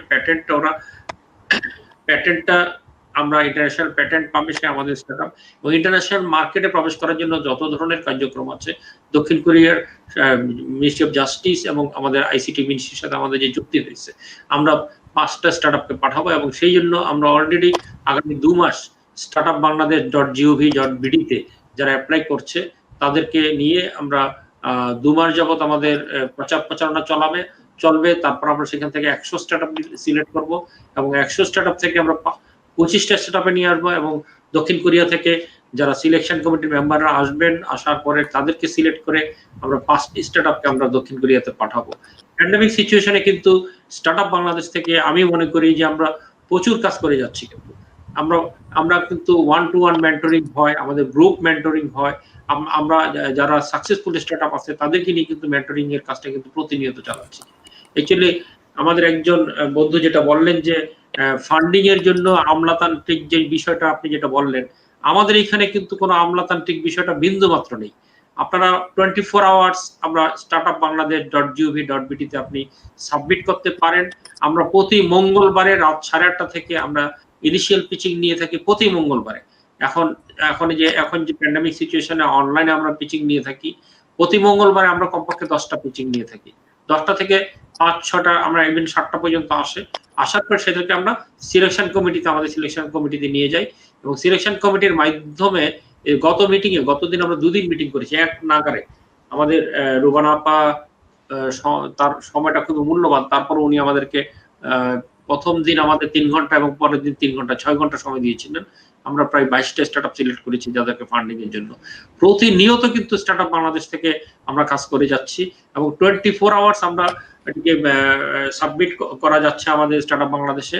এবং ফান্ডিং যারা পাচ্ছে, আপনি যেটা ভাবছেন 1 পয়সাও কেউ খরচ করতে হয়নি, বরঞ্চ আমরা ডেকে নিয়ে এসে তাদেরকে চেক দিচ্ছি। আজকেও আমি 3-4টা স্টার্টআপকে তাদের সেকেন্ড ট্রান্সের চেক আমি হস্তান্তর করেছি ডেকে নিয়ে এসে। 2 আওয়ার্স জব একটা স্টার্টআপ পাস আমাদের কোয়ার্কিং স্পেসে বসে। আমাদের এখানে কিন্তু কোয়ার্কিং স্পেসটা ফ্রি অফ কস্ট। আমরা প্রজেক্ট যে কদিন চলবে কোয়ার্কিং স্পেসটা আমাদের ফ্রি অফ কস্ট কোয়ার্কিং স্পেসে বসতে পারতেছে। আমাদের স্টার্টআপটা কেউ যদি চায় যে তার প্যাটেন্ট রাইটের দরকার আছে, আমাদের লিগ্যাল অ্যাডভাইজার আছে, এবং আমাদের প্যাটেন্ট রাইট নেওয়ার জন্য আমরা একজন অ্যাডভাইজারকে আহমেদুল বা ওনাকে আমরা পার্ট টাইম নিয়োগ করেছি, এবং প্যাটেন্টের উপর আমরা কিন্তু বিভিন্ন ধরনের এটাকে মেন্টরিং এর কাজটা করে যাচ্ছি। আমরা লিগ্যাল সাপোর্ট যত ধরনের আছে, একটা স্টার্টআপ কোম্পানি করার জন্য কি করতে হবে সব ধরনের সাপোর্ট দিয়ে যাচ্ছি। এবং গতকাল আমরা আমাদের মাননীয় প্রতিমন্ত্রী, জানেন যে আমাদের প্রতিমন্ত্রী নিজেই একজন স্টার্টআপ বান্ধব একজন ব্যক্তি। আমরা ঢাকা উত্তর সিটি কর্পোরেশনকে আমি দেখে এসেছিলাম যে মালয়েশিয়াতে যেটা হয়, মালয়েশিয়াতে ম্যাজিকের কোয়ার্কিং স্পেসে যারা বসে, ম্যাজিকের ওদের অ্যাড্রেসটা ব্যবহার করে ওরা কিন্তু একটা স্টার্টআপ তার কোম্পানির রেজিস্ট্রেশনটা সিটি কর্পোরেশন থেকে নিতে পারে। আমরা স্টার্টআপ বাংলাদেশের কোয়ার্কিং স্পেসের ঠিকানা ব্যবহার করে যেন ঢাকা উত্তর সিটি কর্পোরেশন তাদেরকে যেন ট্রেড লাইসেন্সটা দেয়, সেই বিষয়ে কিন্তু আমরা আমাদের প্রতিমন্ত্রী একটা ডিউ লেটার লিখছে ঢাকা উত্তর সিটি কর্পোরেশনের মেয়রকে। আমরা আশা করি আমাদের কোয়ার্কিং স্পেসের ঠিকানা, অ্যাকচুয়ালি স্টার্টআপরা যখন কাজ শুরু করে তাদের কিন্তু একটা ট্রেড লাইসেন্স পাওয়াটা কঠিন হয়ে যায়, তাদের একটা ব্যাংক অ্যাকাউন্ট খোলাটা কঠিন হয়ে যায়। আমি যেটা দেখি এই কাজগুলোতে কিন্তু আমরা প্রতিনিয়ত আমরা সহযোগিতা করে থাকি, এবং আমাদের স্টার্টআপ বাংলাদেশের যে কোয়ার্কিং স্পেস, আমরা আশা করি আগামী মাস থেকে আমাদের স্টার্টআপরা কোয়ার্কিং স্পেসের ঠিকানা ব্যবহার করে তাদের ট্রেড লাইসেন্সটা পাবে। অ্যাকচুয়ালি বর্তমান সরকার কিন্তু, আমি প্রথমে বলছি, একটা স্টার্টআপ বান্ধব একটা সরকার, সব ধরনের সহযোগিতা আমরা কিন্তু করে যাচ্ছি, এবং আমাদের স্টার্টআপকে ইন্টারন্যাশনাল পর্যায়ে নেওয়ার জন্য সব ধরনের কার্যক্রম আমরা করে যাচ্ছি। এবং আমি আমাদের বন্ধু সবাইকে আমন্ত্রণ জানাবো আমার এই প্ল্যাটফর্ম থেকে, বঙ্গবন্ধু জন্মশতবার্ষিকী উপলক্ষে 100টা স্টার্টআপকে আমরা ফান্ডিং করব, যারা পরবর্তীতে startup Bangladesh venture capital company থেকে পরবর্তীতে যারা যেন সিড স্টেজে 1 কোটি টাকা এবং গ্রোথ স্টেজে 5 কোটি টাকা পর্যন্ত আমরা দিয়ে থাকি, সেখানে যেন আবেদন করতে পারে। আমরা প্রিসিড স্টেজে 10 লক্ষ টাকা পর্যন্ত অনুদান দিয়ে থাকি, সম্পূর্ণ অনুদান, Thank you. যেটা বাংলাদেশ গভর্নমেন্টের আর কোথাও কিন্তু এত টাকা অনুদান নেই। 10 লক্ষ টাকা আমরা অনুদান দিচ্ছি, যেটা মাননীয় প্রধানমন্ত্রীর একটা খুব ইচ্ছা, সেই ইচ্ছাকে সফল রূপ দেওয়ার জন্য আমরা কাজ করে যাচ্ছি। থ্যাংক ইউ স্যার, আপনাকে অসংখ্য ধন্যবাদ মূল্যবান বক্তব্যের জন্য। আমি নুরি আপু আপনার কাছে আসবো যে স্টার্ট আপদের একটা বড় জায়গা হচ্ছে কমিটমেন্টের জায়গা।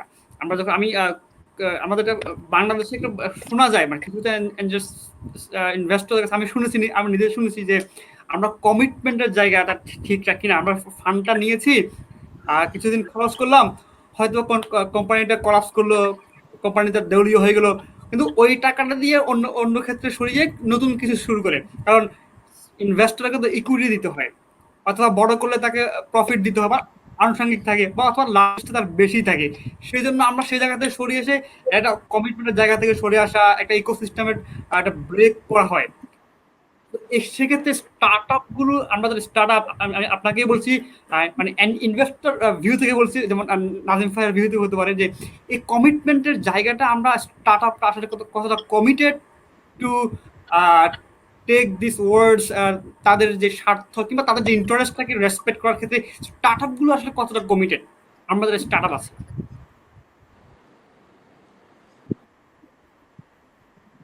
Well, first of all, I would like to thank to Najmul Haq sir ওনার মূল্যবান বক্তব্যের জন্য।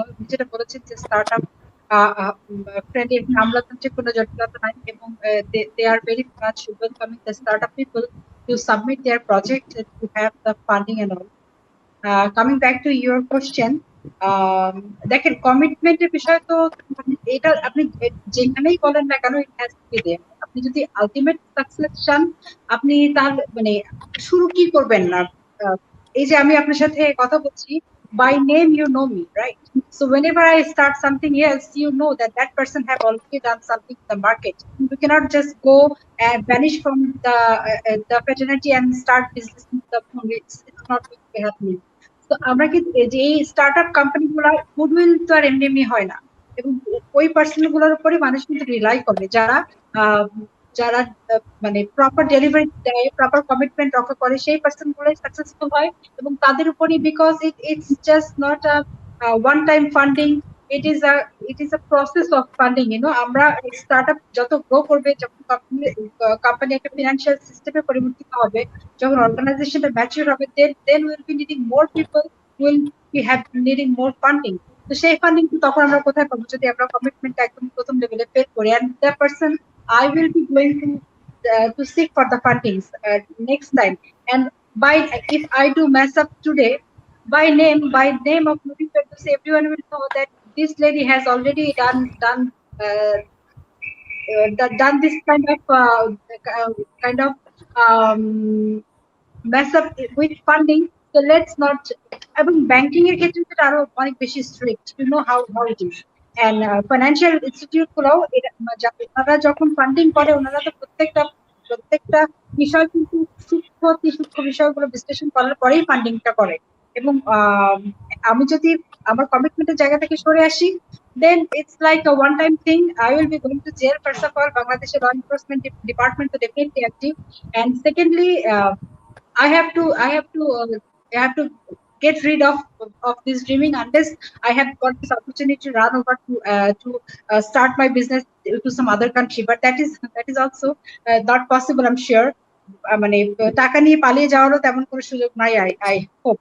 So in that case, we should keep our commitment to grow further. If we really coming out from the shell and planning to have a startup setup, and seriously, in that case, the commitment is the must, because without commitment, you will lose the funding, you will lose the company goodwill, you will lose the stakeholders, shareholders, even my fellow colleagues, my employees will also lose the trust on me, you know. আমি একটা ব্র্যান্ডের, আমি নাম নিই না, ওই ব্র্যান্ডের যেটা হয়েছে যে আমরা we used to feel very proud about that brand, but when the brand collapse with such kind of money scam, এখন যেটা হয়েছে এমপ্লয়িরা পরিচয় দিতেও লজ্জা পায় যে আমরা অমুক ব্র্যান্ডের সাথে অ্যাসোসিয়েটেড ছিলাম। তো বিষয়টা হচ্ছে এরকম যে startup company whoever like thinking it's not about startup company, যারা সার্ভিস প্রোভাইডার আছে তাদের কমিটমেন্টের জায়গাটা আমার কাছে মনে হয় যে it has to be very much authentic and it is to be like performed well. Like আমি কমিটমেন্টের জায়গাটা অবশ্যই স্ট্রং থাকার কথা আমি রিকমেন্ড করব for any startup and to reach out. ঠিক আছে, থ্যাংক ইউ নুরুল, আপনাকে অসংখ্য ধন্যবাদ। আমি একটু মুস্তাফিজের কাছে যাবো, আমরা অনেকটা শেষ পর্যায়ের দিকেও আছি। মুস্তাফিজ ভাই, আমরা প্রথম দিকে যখন উদ্বোধন অনুষ্ঠান করেছিলাম, আমাদের সামনে ফ্রমান চিফ গেস্ট ছিলেন, তিনি অনেকগুলো বিষয় বলেছেন। সেক্ষেত্রে একটা জায়গায় বলেছেন সব ফান্ড দরকার, সব কিছু ঠিকঠাক থাকে, কিন্তু এরপরে কোম্পানিটাকে সাস্টেন করার জন্য আমাদের স্কিল ওয়ার্কার দরকার। সেই স্কিল ওয়ার্কার ফাউন্ডার হতে পারে, স্কিল ওয়ার্কার হায়ার করা হয়। সেক্ষেত্রে আমাদের ইকোসিস্টেমে আসলে এই স্কিল ম্যান পাওয়ার কতটুকু আছে, বা আমরা কি করতে পারি, কিংবা আপনি তো স্টার্টআপ নিয়ে স্টার্টআপ ঢাকার পক্ষ থেকে এগুলো নিয়ে কাজ করছেন দীর্ঘদিন ধরে। সেক্ষেত্রে যে আপনার ভিউ থেকে জানতে চাই, পুরো সিস্টেমের ইকোসিস্টেম ফান্ডিং আছে, সবকিছু আছে, কিন্তু তাকে রান করা, সাস্টেনেবল পর্যায়ে নিয়ে যাওয়ার মতো দক্ষতা অর্জন বা মানব সম্পদ কি আমরা করতে পারছি কিনা, বা থাকলেও সেটা কতটুকু আসলে কার্যকারী আছে? Thank you, it's a important question. এবং ফান্ডামেন্টালি যেটা হয় যে আমাদের ট্রেডিশনাল এডুকেশন সিস্টেম যেটা আছে, সেটা কিন্তু যে কারিকুলাম আছে এটা ডিজাইন করা টু সাপোর্ট আমাদের এক্সিস্টিং ইন্ডাস্ট্রি। এটা কিন্তু ডিজিটাল ইকোনমিকে সাপোর্ট করার জন্য কিন্তু ও কারিকুলাম ডেভেলপ করা নেই। এখন এটা হয়েছে ডিজিটাল ইকোনমি, যেটা আমরা বলছি, ই কমার্স বলি বা রাইড শেয়ার বলি, এগুলো কিন্তু 7-8 বছর আগে ছিল না। তো আমাদের কিছু কিছু বিদেশ যখন এখানে আসলো, সেখান থেকে মানুষ যখন লোক করা শুরু করলো, বিক্রয়.com বা দারাজ, তারপর পরে পাঠাও সহজ আসলো। সো যেটা হয়েছে, এইসব কোম্পানিতে কাজ করে নলেজ ট্রান্সফার হয়েছে। আমি যদি আজ থেকে 30 বছরের কথা বলি, ব্যাংকিং ইন্ডাস্ট্রি, আমি একসময় ব্যাংকে কাজ করতাম। আজ থেকে 30 বছর আগে যত ব্যাংক ছিল মোস্টলি বিদেশি ছিল। এখন কিন্তু mostly local bank, they are dominating, এবং সবগুলো বিদেশি কোম্পানিতে সিইও বিদেশি ছিল। আমি বিদেশি কোম্পানিতে কাজ করেছি, আমাদের সিইও ইনফ্যাক্ট এই বছর এইচবিসিতে বাংলাদেশের সিইও হলো। বাট এই গত 10 বছর ধরে আমি বলবো যে ম্যাক্সিমাম কোম্পানিতে, বিদেশি কোম্পানিতেও কিন্তু সিইও গুলো এখন বাংলাদেশি সিইও হচ্ছে। যেটা হয়েছে, নলেজ ট্রান্সফার হয়েছে, ইন্ডাস্ট্রি ম্যাচিউর হয়েছে, এবং ট্যালেন্ট ডেভেলপ করে। স্টার্টআপ সিস্টেমে এখন সেম সাইকেলের মধ্যে যাচ্ছে। যে ট্যালেন্ট গ্যাপগুলো আছে, সেগুলো তৈরি হচ্ছে।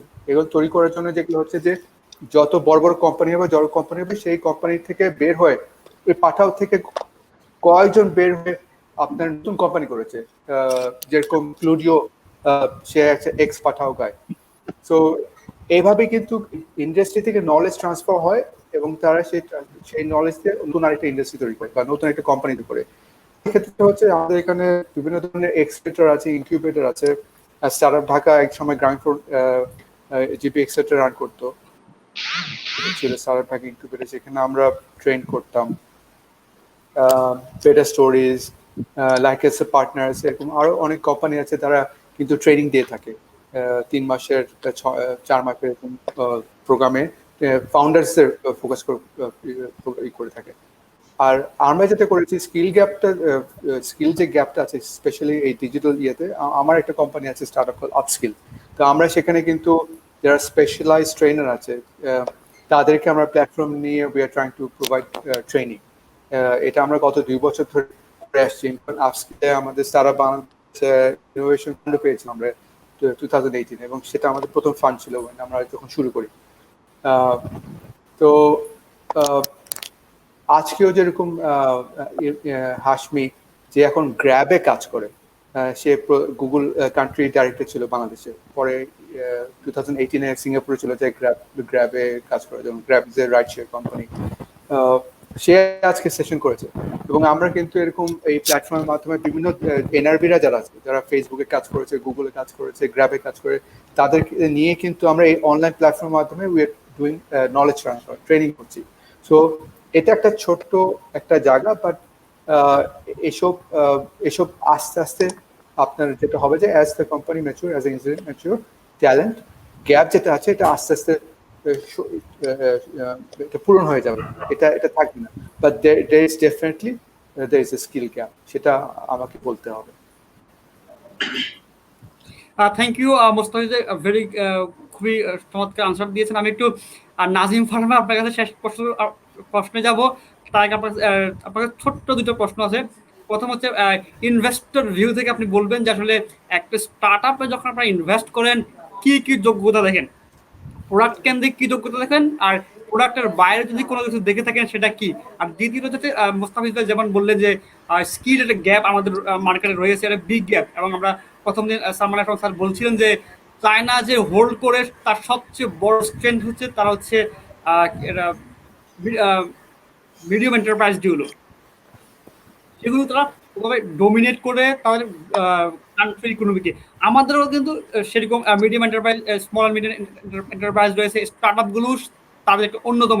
তারাও কিন্তু সেই জিনিসটা করতে পারে, কিন্তু স্কিলের যে গ্যাপটা রয়েছে, আমাদের স্কিলের গ্যাপ আছে, নলেজের গ্যাপ আছে, যেমনটা মোস্তাফিজ বলে নেওয়ার ট্রান্সফার হচ্ছে, কিন্তু নলেজ ট্রান্সফারের পরেও আমাদের অনেকগুলো গ্যাপ রয়ে গেছে যেগুলো আমরা আরো ইনপুট দিতে পারি।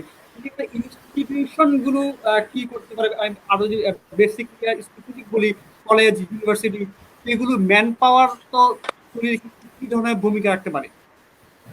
সো হোয়াট ফার্স্ট কোশ্চেনটা কি ছিল? প্রথম ছোট একটা কোশ্চেন বললে। ইনভেস্টর ভিউতে আপনি যখন কোনো একটা স্টার্টআপে ইনভেস্ট করেন কিসের বেসিসে ইনভেস্ট করেন, আর সেটা কি প্রোডাক্ট বেসিস নাকি অন্য কিছু দেখেন, নাকি ওভারঅল একটা ভিউ কি হতে পারে? আমি তিনটা জিনিস দেখি, and I think different and investor different জিনিস দেখে। আমি প্রথমত দেখি যে আইডিয়াটা কি, does it solve a me problem নাকি, মানে আমার কোনো একটা, মানে হুএভার দ্য ফাউন্ডার ইজ, তার কোনো একটা প্রবলেম যেটা সলভ করছে নাকি, is it big enough problem for others to have. সাধারণত যদি একটা প্রবলেম বিগ ইনাফ হয়ে থাকে তাহলে it becomes interesting, and Mustafiz was talking about some of the areas, edutech, fintech, medical technology, এগুলিতে healthcare এ ওই প্রবলেমটা যদি আমরা আইডেন্টিফাই করতে পারি প্রপারলি এন্ড ওটার একটা যদি ইনোভেটিভ সলিউশন দিতে পারি, দ্যাট ইজ ওয়ান। সেকেন্ড দেখি যে আমার যে ফাউন্ডার আছে ওর প্যাশন, মানে ওয়াই হ্যাজ দ্যাট পারসন এই প্রবলেমটা সলভ করছে কেন।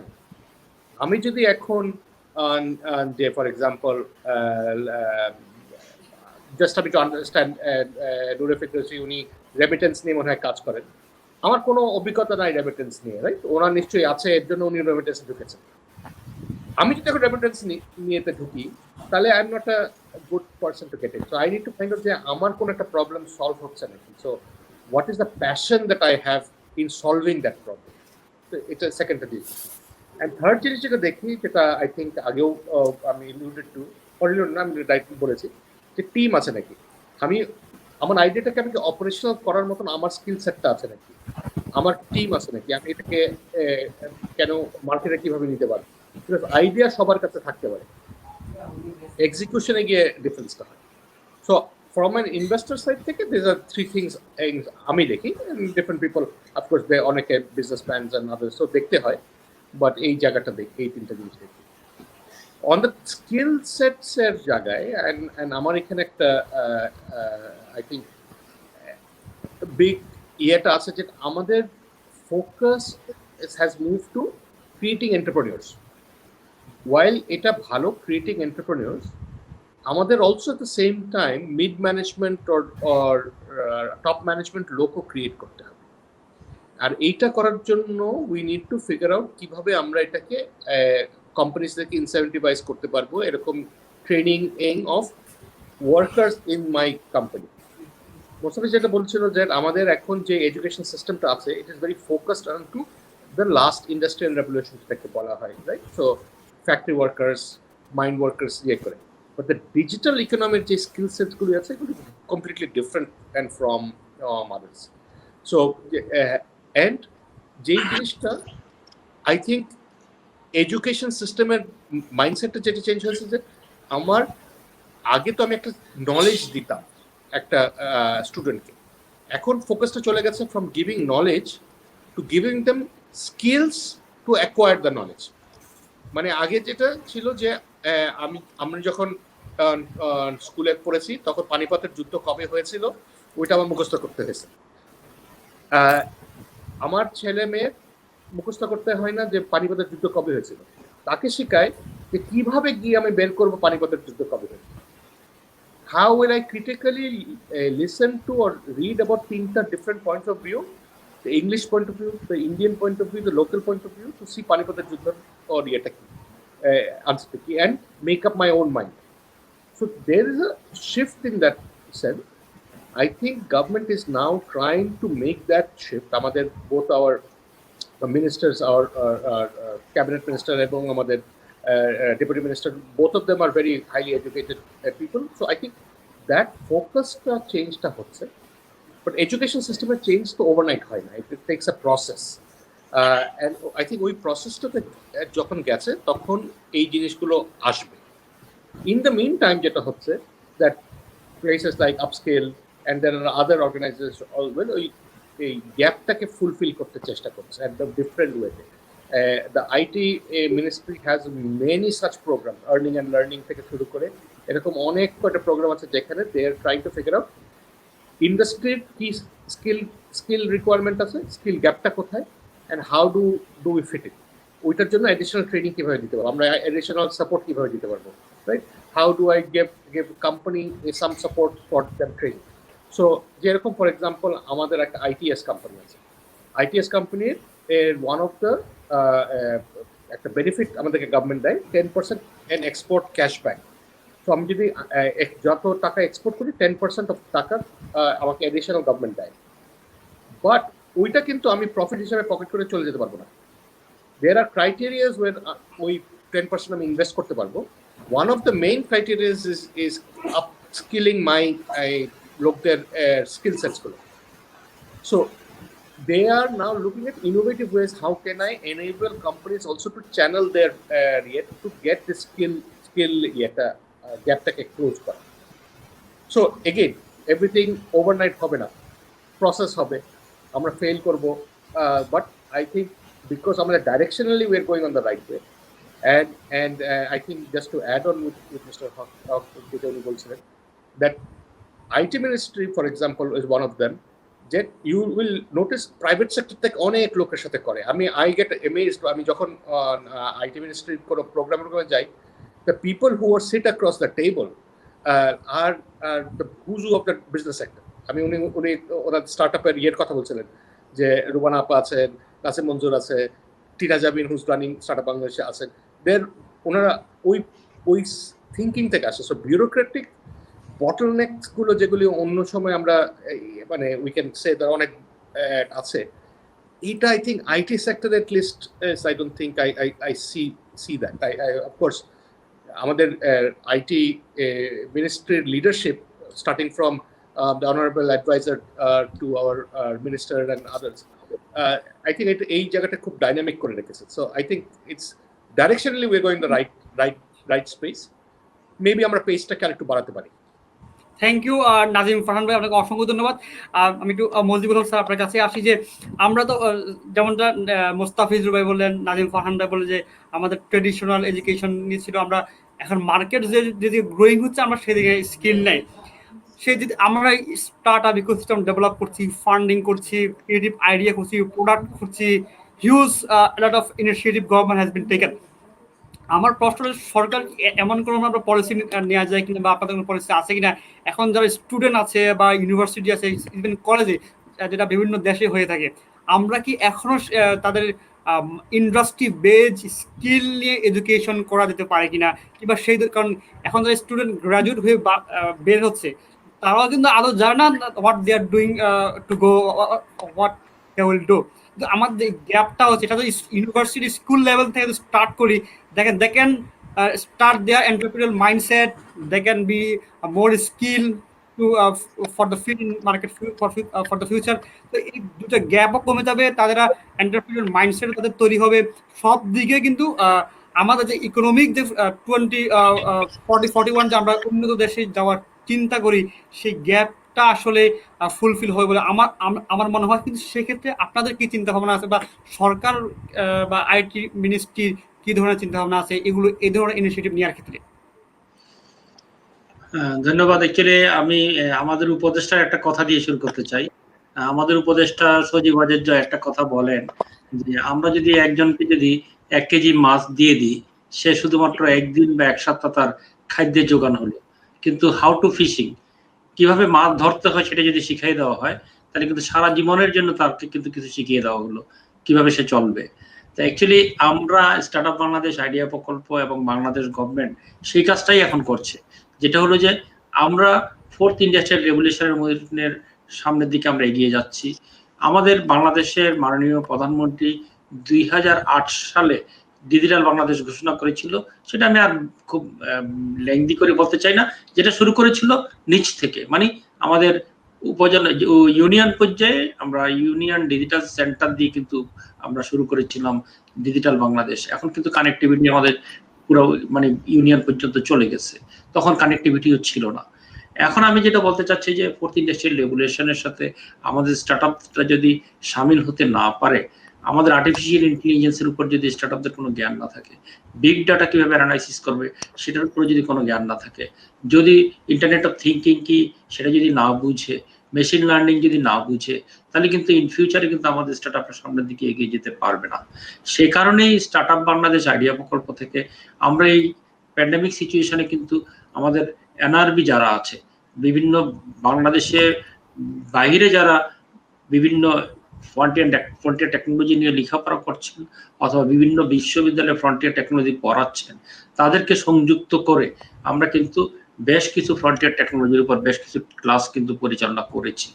তাছাড়াও আমরা আইডিয়া বেসিক 101 একটা প্রোগ্রাম আছে আমাদের, 1 সপ্তাহ প্রোগ্রাম, সেটা আমরা প্রতিনিয়ত পরিচালনা করি। প্রায় সময় আমরা আমাদের ফেসবুক পেজে যারা আমাদের সাথে সংযুক্ত থাকে তারা দেখতে পাবে যে কখন আমরা আইডিয়া বেসিক 101 পরিচালনা করি। আইডিয়া বেসিক 101 ছাড়াও আমরা একটা আগামী মাসেই আমি আমার একটা মানে স্টার্টআপ বাংলাদেশ যেহেতু innovation design and entrepreneurship academy, একটা একাডেমিক ক্যালেন্ডার আমি আগামী মাসে দিচ্ছি, 8 মাসের বা 9 মাসের জন্য একটা ক্যালেন্ডার দিচ্ছি, যেটার আওতায় আমরা 1 মাসের কিছু কোর্স হবে, 3 মাসের কোর্স হবে এবং 1 সপ্তাহের কিছু কোর্স হবে। সেই কোর্সগুলো কিন্তু আমরা প্রতিনিয়ত পরিচালনা করব এবং ঢাকা এবং ঢাকার বাইরে পরিচালনা করব। আর অ্যাকচুয়ালি যে জিনিসটা আমরা দেখছি যে আমাদের বাংলাদেশে কিন্তু সেকেন্ডারি এডুকেশনে কিন্তু এখন কম্পিউটার সায়েন্স, কম্পিউটার শিক্ষাটা কিন্তু বাধ্যতামূলক করা হয়েছে, কিন্তু কম্পিউটার শিক্ষার সাথে সাথে এন্টারপ্রেনারশিপ যেটা আছে সেটা কিন্তু এখনো কিন্তু করা হয়নি। আমি মনে করি ক্লাস 9, 10 থেকে ইন্টারমিডিয়েট সে পর্যায়ে কিন্তু এন্টারপ্রেনারশিপ মাইন্ডসেট তৈরি করার জন্য সেই কম্পিউটার শিক্ষার যে একটা বাধ্যবাধকতা আমাদের এখানে দেওয়া হয়েছে, সেটাতে কিন্তু এন্টারপ্রেনারশিপটা অন্তর্ভুক্ত করার জন্য আমরা হয়তো বা আমাদের পলিসি লেভেলে নেক্সট টাইম আমরা সেই কথাটাই বলবো যে সিলেবাসের মধ্যে কিছু পরিবর্তন আনতে হবে। সিলেবাসের মধ্যে যদি পরিবর্তন না আনা হয় তাহলে কিন্তু সেটা হবে না। সেটা হয়তো আমরা শিক্ষা মন্ত্রণালয়ের মাধ্যমে আমরা চেষ্টা করবো যে আমরা শুধুমাত্র আইটি শিক্ষা দিলে হবে না, আমি ওয়েবসাইট ডেভেলপ করবো, কিন্তু ওয়েবসাইটটা কিভাবে ব্যবহার করা হবে, আমি একটা অ্যাপস ডেভেলপ কিভাবে করবো, আমি প্রচুর আমরা অ্যাপস ডেভেলপ করছি, হয়তো 500 অ্যাপসও ডেভেলপ করা হয়েছে, কিন্তু একটা অ্যাপসও কাজে লাগছে না। কেননা অ্যাপস ব্যবহার করার যে মন মানসিকতা সেটা কিন্তু আমাদের মধ্যে তৈরি হয়নি। সেই মন মানসিকতাটা তৈরি করতে হবে। সেই জিনিসগুলোই আমাদেরকে সিলেবাসের মধ্যে যদি না হয়, এন্টারপ্রেনারশিপের উপরে যদি সিলেবাসগুলোকে চেঞ্জ করা না হয় তাহলে হবে না। সেই বিষয়গুলো আমরা পলিসি লেভেলে হয়তো আমরা স্টার্টআপ বাংলাদেশ, আমাদের আইসিটি মিনিস্ট্রি থেকে এবং আমাদের আপনারা জানেন যে মোস্তফা জব্বার স্যার এবং আমাদের পলক স্যার দুজনেই কিন্তু এই বিষয়গুলোর উপর খুব জোর দেয়। এখন আমরা কিন্তু sectoral digital lab 4000 sectoral digital কিন্তু বাংলাদেশে সব জায়গায় চলে যাচ্ছে। সেক্টরাল ডিজিটাল ল্যাবের মাধ্যমে কিন্তু আমরা কিন্তু লার্নিং প্রথম শুরু করেছিল কি, প্রথম আমরা 10 কোটি টাকার একটা প্রজেক্ট ছিল, সেটা ছিল বাড়ি বসে বড় লোক। বাড়ি বসে বড় লোকেরা হচ্ছে 3 দিনের একটা ট্রেনিং দেওয়া হতো। আমি তখন বললাম যে ভাই 3 দিনের ট্রেনিং দিয়ে কি হচ্ছে? 3 দিনের একটা ট্রেনিং যখন আমাদের এনআই খান স্যার ছিল, বলে যে শুনো আমাদের গ্রামের যে মেয়েরা আছে ওরা কম্পিউটারটা ধরুক না, কম্পিউটার ধরে একটু কম্পিউটারের কিবোর্ড কি মাউস কি একটু শিখুক, তারপরে দেখা যাবে তারপরে কি হয়। তারপরে আমরা আউটসোর্সিং এ যাওয়ার জন্য আমরা লার্নিং আর্নিং শুরু করলাম। লার্নিং আর্নিং প্রথম যখন আমরা ফেলিউর হলাম কিছুটা, তখন আমরা বলা হলো যে যেই ভেন্ডরের এতগুলো আউটসোর্সিং করতে পারবে না, এত টাকা ইনকাম করতে পারবে না, যতজনকে ট্রেনিং দেবে ততদিন পর্যন্ত তার বিল দেওয়া হবে। যখন বাধ্য করা হলো তখনই কিন্তু আস্তে আস্তে আস্তে কিন্তু আমাদের কিন্তু কালচারটা কিন্তু পরিবর্তন হচ্ছে। আমরা আমাদের ক্ষেত্রে অনেক ক্ষেত্রেই কিন্তু অনেকটা বাধ্যও করতে হয় আমাদের দেশে। অনেক ক্ষেত্রে আমাদের দেশে নামিয়ে দিলে হবে না। আমাদের তরুণরা কিন্তু যথেষ্ট মেধাবী। আমরা তাদেরকে যোগ্যভাবে যদি নেতৃত্ব দিতে পারি, আমি মনে করি 2031 বাংলাদেশকে উন্নত দেশে পরিণত করা সম্ভব হবে। এবং সেভাবেই আমরা স্টার্টআপ বাংলাদেশ থেকে আমরা যে কার্যক্রমগুলো নিচ্ছি সেভাবে আমরা কাজগুলো এগিয়ে নিয়ে যাচ্ছি। এবং অবশ্যই আমরা একা যাচ্ছি না, প্রাইভেট সেক্টরের একটা বড় ভূমিকা আছে, প্রাইভেট সেক্টরকে সাথে নিয়ে কিন্তু আমরা এগিয়ে যাচ্ছি। থ্যাংক ইউ স্যার, আপনাকে অসংখ্য ধন্যবাদ। আমি একটু নুরা আপু আপনার কাছে আসবো যে আপনি স্টার্ট আপ শুরু করছেন, নিশ্চয়ই আপনার স্কিল আমি খুঁজছেন। স্কিলে যে আমাদের স্কিলের যে গ্যাপটা আছে মার্কেটের সাথে, সেই গ্যাপটা কমানোর ক্ষেত্রে কতটুকু আমরা কি করতে পারি, গভর্নমেন্ট কি করতে পারে, প্রাইভেট সেক্টর যেগুলো আছে কি ধরনের ইনিশিয়েটিভ নিলে আমাদের যে স্কিলের গ্যাপটা আছে একাডেমি আমাদের মার্কেট ইন্ডাস্ট্রির যে গ্যাপটা রয়ে গেছে, সেই গ্যাপটা ফুলফিল করার জন্য আমরা কি ধরনের ইনিশিয়েটিভ নিতে পারি বা কি ধরনের ইনিশিয়েটিভ নেওয়ার ফলে আমাদের ইন্ডাস্ট্রি যে কালচার ডেভেলপ হচ্ছে স্টার্ট আপ, এটা আরো বেশি স্ট্রং হওয়া বলে আপনি মনে করেন?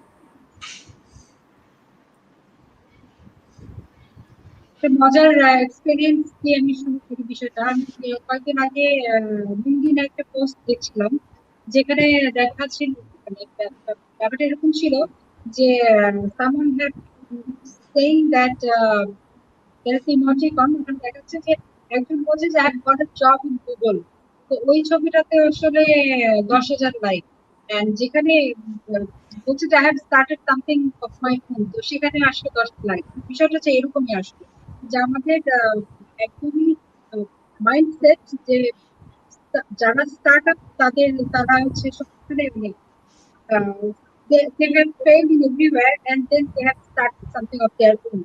ওই বিষয়টা থেকে বের হয়ে আসা যা বলা সেটা হচ্ছে একদমই রুট লেভেলে আমাদের কমিউনিকেশন যেটা আছে আমাদের তারা যেটা বললেন যে একাডেমিক পর্যায়ে আমরা এই এন্টারপ্রেনিউরশিপটাকে ইনকর্পোরেট করতে পারি আমাদের এডুকেশনের মধ্যে, যে this is also a part to be learn, তাহলে এন্টারপ্রেনিউরশিপটা কিন্তু একদমই ছোটবেলা থেকেই মানুষের মধ্যে, ছোট একটা বাচ্চা সে ডাক্তার ইঞ্জিনিয়ার হওয়ার মতো সে ছোটবেলা থেকে শিখে আসবে I can also be an entrepreneur once I grow up। And coming back to your question, like our skill development, well, skill development এর ক্ষেত্রে যেটা আছে যে you have to learn and learn the wherever you are getting opportunity, you should go and learn। মানে আপনি যদি শেখার আগ্রহ থাকে, কেউ আসলে আপনার বাসায় এসে শিখিয়ে দেবে না, that is your duty, first and foremost duty to find out and learn। এখন লার্নিং ম্যাটেরিয়ালস গুলো it's very much available in Google, আপনি গুগলে সবকিছু পেয়ে যাবেন, জানতে পারবেন যে কোথায় কি হচ্ছে, latest update you can just have it. And ওই স্পৃহাটা তো শেখার আগ্রহটা তো স্টার্ট আপের যারা আছে তাদের নিজেদের থাকতে হবে। And apart from that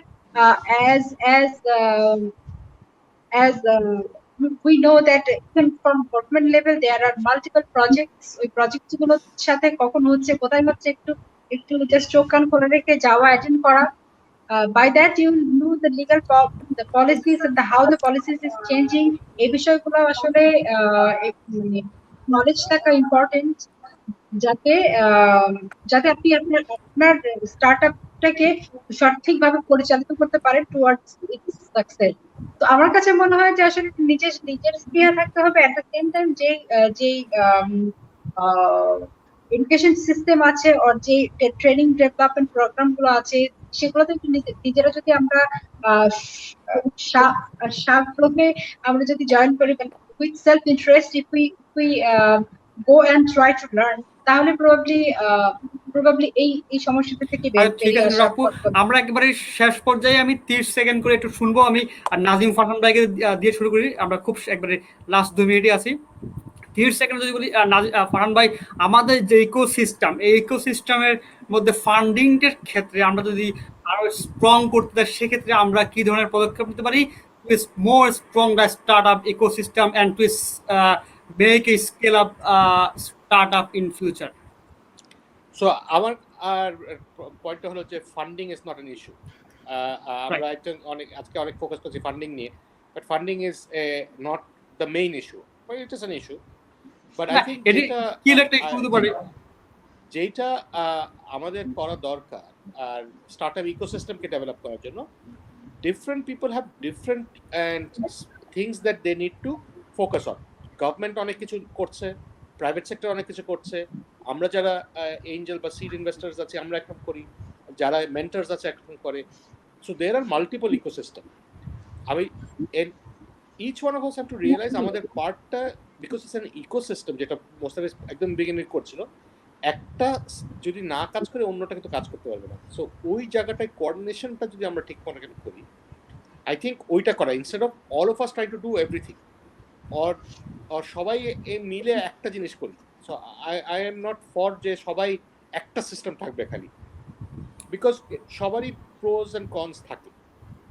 so I think ওই ফোকাস যদি নিয়ে আমরা আগাতে পারি, I think the ecosystem is good. Government has their place, private sector has their place, entrepreneurs have the place, and investors have their place. So এইভাবেই আগে গেলে best হবে। থ্যাংক ইউ নাজিম ফারহান ভাই। মোস্তাফিজুর ভাই, আপনি তো দীর্ঘদিন যে আপনার অভিজ্ঞতা থেকে আপনার কাছে যদি শেষ মুহূর্তে আপনি একটু শেয়ার করেন যে ইকোসিস্টেমটা আরো স্ট্রং, আরো ডেভেলপ করার ক্ষেত্রে আমরা আরো কি ধরনের ইনিশিয়েটিভ নিতে পারে, কিংবা গভর্নমেন্ট কি ধরনের হেল্প করতে পারে, বা প্রাইভেট সেক্টর আপনারা যারা ইনকিউবেটর নিয়ে কাজ করেন, স্টার্ট আপ থেকে নিয়ে, সেক্ষেত্রে এই সিস্টেমটাকে আরো বেশি শাইন করতে, আরো শেপ করতে কি ধরনের পদক্ষেপ বা কি ধরনের ইনিশিয়েটিভ নিলে এটা আরো বেশি স্ট্রং হবে, that can help being more startup in future? Personally আমার মনে হয় যে আমাদের যে লোকাল ইন্ডাস্ট্রি আছে, বড় বড় কংগ্লোমারেট আছে, দেশি কোম্পানি, এবং তারা কিন্তু বেশ বড়, 5,000 কোটি টাকা 10,000 কোটি টাকার কোম্পানি এখন বাংলাদেশি কোম্পানি আছে। আমার মনে হয় তাদেরকে যদি এনকারেজ করা যায় to play a more active role, দুই ধরনের রোল। একটা হচ্ছে এই স্টার্ট আপটা যারা কাজ করছে তারা কিন্তু অনেক ধরনের সার্ভিস দিচ্ছে, যারা কিন্তু সেটা কাইন্ড অফ ভ্যালু এডিশন হিসেবে কাজ করতে পারে লোকাল ইন্ডাস্ট্রিতে। So say industry to startup ইকোনমির যে একটা কানেকশন, সেটা যদি একটু ফ্যাসিলিটেট করা যায়, I think that would be tremendous. সেটার জন্য আমাদের কিন্তু বাইরের দিকে তাকাতে হবে, এটা কিন্তু টোটালি একটা লোকাল সাপোর্ট সিস্টেম। সেটা যদি করা যায়, I think it would create a huge value creation. এটা একটা। আর সেকেন্ড হচ্ছে যে আমরা ইনভেস্টমেন্টের কথা বলছি, একটা সহজ একটা উপায় যেটা আমি বিভিন্ন জায়গায় দেখি, যে ইন্ডিয়াতে করেছে, যেটা গত বছর বন্ধ করে দিয়েছে, ইউরোপে আছে। স্টার্ট আপ একজন ইনভেস্টর যদি আমি ইনভেস্ট করতে চাই, আমার বেনিফিট দেখি, আমি রিস্ক নিচ্ছি, বাট আমাকে কি ইনসেন্টিভ দিচ্ছে, আমি ইন্ডিভিজুয়াল ইনভেস্টমেন্ট কথা বলছি। সেখানে আপনি করতে পারেন, you can provide tax incentive. Like আমি যদি এত রেঞ্জের মধ্যে ইনভেস্ট করি লোকাল উদ্যোক্তার পিছনে, সেটা আমি I can get A tax benefit. যেরকম ইন্স্যুরেন্স, লাইফ ইন্স্যুরেন্স, আপনি ট্যাক্স বেনিফিট পাবেন certain amount. So simple local কিছু আমরা যদি ইনসেন্টিভ পলিসি করি, আমার মনে হয় এই যারা প্রাইভেট ইনভেস্টর ইনভেস্ট করতে চায়, তাদের যদি আমরা এইভাবে যদি আমরা ইনসেন্টিভাইজ করতে পারি ইনভেস্ট করার জন্য, প্রমোট করার জন্য, এটা শুধু বললে হবে না যে আপনি ইনভেস্ট করেন, এটা একটা মেকানিক্স তৈরি করতে হবে। I think incentive is a good mechanics to encourage. তো সেটা একটা পলিসি হতে পারে আমাদের দেশে, to encourage more investment in startup. Thank you Mostafizur. আমি একটু মজিবুল স্যার আপনার কাছে আসতে চাই যে যেমনটাই মোস্তাফিজা বলছিল ইন্ডাস্ট্রির সাথে একটা কানেকশন করে দেওয়া, সেই ক্ষেত্রে প্রাইভেট সেক্টরের সাথে সরকার এবং গভর্নমেন্ট কিভাবে কাজ করতে পারে to stronger to this startup ecosystem in future, to যেমনটাই নাজিম ফারহান ভাই যেমনটা বলছিলেন যে এই প্রাইভেট সেক্টর আর সরকার কিভাবে কাজ করতে পারে এই ক্ষেত্রে আরো বেশি, এই সিস্টেমটাকে আরো বেশি এগিয়ে নিয়ে যাওয়ার ক্ষেত্রে। অ্যাকচুয়ালি মোস্তাফিজ ভাইয়ের কথার জের ধরে আমার যেটা বলতে হচ্ছে সেটা হলো যে আমরা কিন্তু ইন্ডাস্ট্রি, একাডেমিয়া এবং গভর্নমেন্ট যৌথভাবে কিন্তু কাজ করে কিন্তু আজকে কিন্তু স্টার্টআপ ইকোসিস্টেমকে এই পর্যন্ত নিয়ে আসতে পেরেছি। আমি এখনো আমার সিনিয়র অনেকের সাথে যখন দেখা হয় তখন আমি বলি যে আপনার ছেলে কি করে, ছেলে এখন বাইরে থেকে মাত্র দেশে আসলো, যারা বড় ব্যবসায়ী মনে করেন একেখানের যখন একেখানের ছেলে যিনি একটেলের যিনি মালিক ছিলেন, হ্যাঁ একটেল যিনি দেখতেন আর কি। হ্যাঁ, তা আমি সালাউদ্দিন কাশেম খানকে আমি বললাম যে স্যার এখন তো মনে হয় স্টার্টআপে ইনভেস্ট করা দরকার। হ্যাঁ হ্যাঁ বলো যে হ্যাঁ আমি তো উনি জাপান চেম্বারের সম্ভবত সভাপতি, তো আমি ঢাকা প্রধানমন্ত্রীর কার্যালয়ে একদিন পেলাম পাওয়ার পরে যে একদিন আসবো। ঠিক আছে, কিভাবে মান্নান সাহেবের ছেলেকে আমি বলি যে আসুন, আপনার ছেলেরা যখন আসছে দেশে, এখন ইয়াং জেনারেশনকে আমি উদ্বুদ্ধ করার চেষ্টা করছি স্টার্টআপ ইকোসিস্টেমে যারা ইনভেস্ট করে। এখন যেটা মোস্তাফিজ ভাই যেটা বললো, স্টার্টআপ ইকোসিস্টেমে যখন ইনভেস্ট করবে তাকে ইনসেন্টিভ দেওয়ার বিষয়টা এখন কিন্তু সেই সময় এসে গেছে। আমরা যদি আমরা স্টার্টআপটা কিন্তু আমি যেটা বললাম আমার পোর্টফোলিওতেই কিন্তু 150 জন স্টার্টআপ কিন্তু চলে আসছে।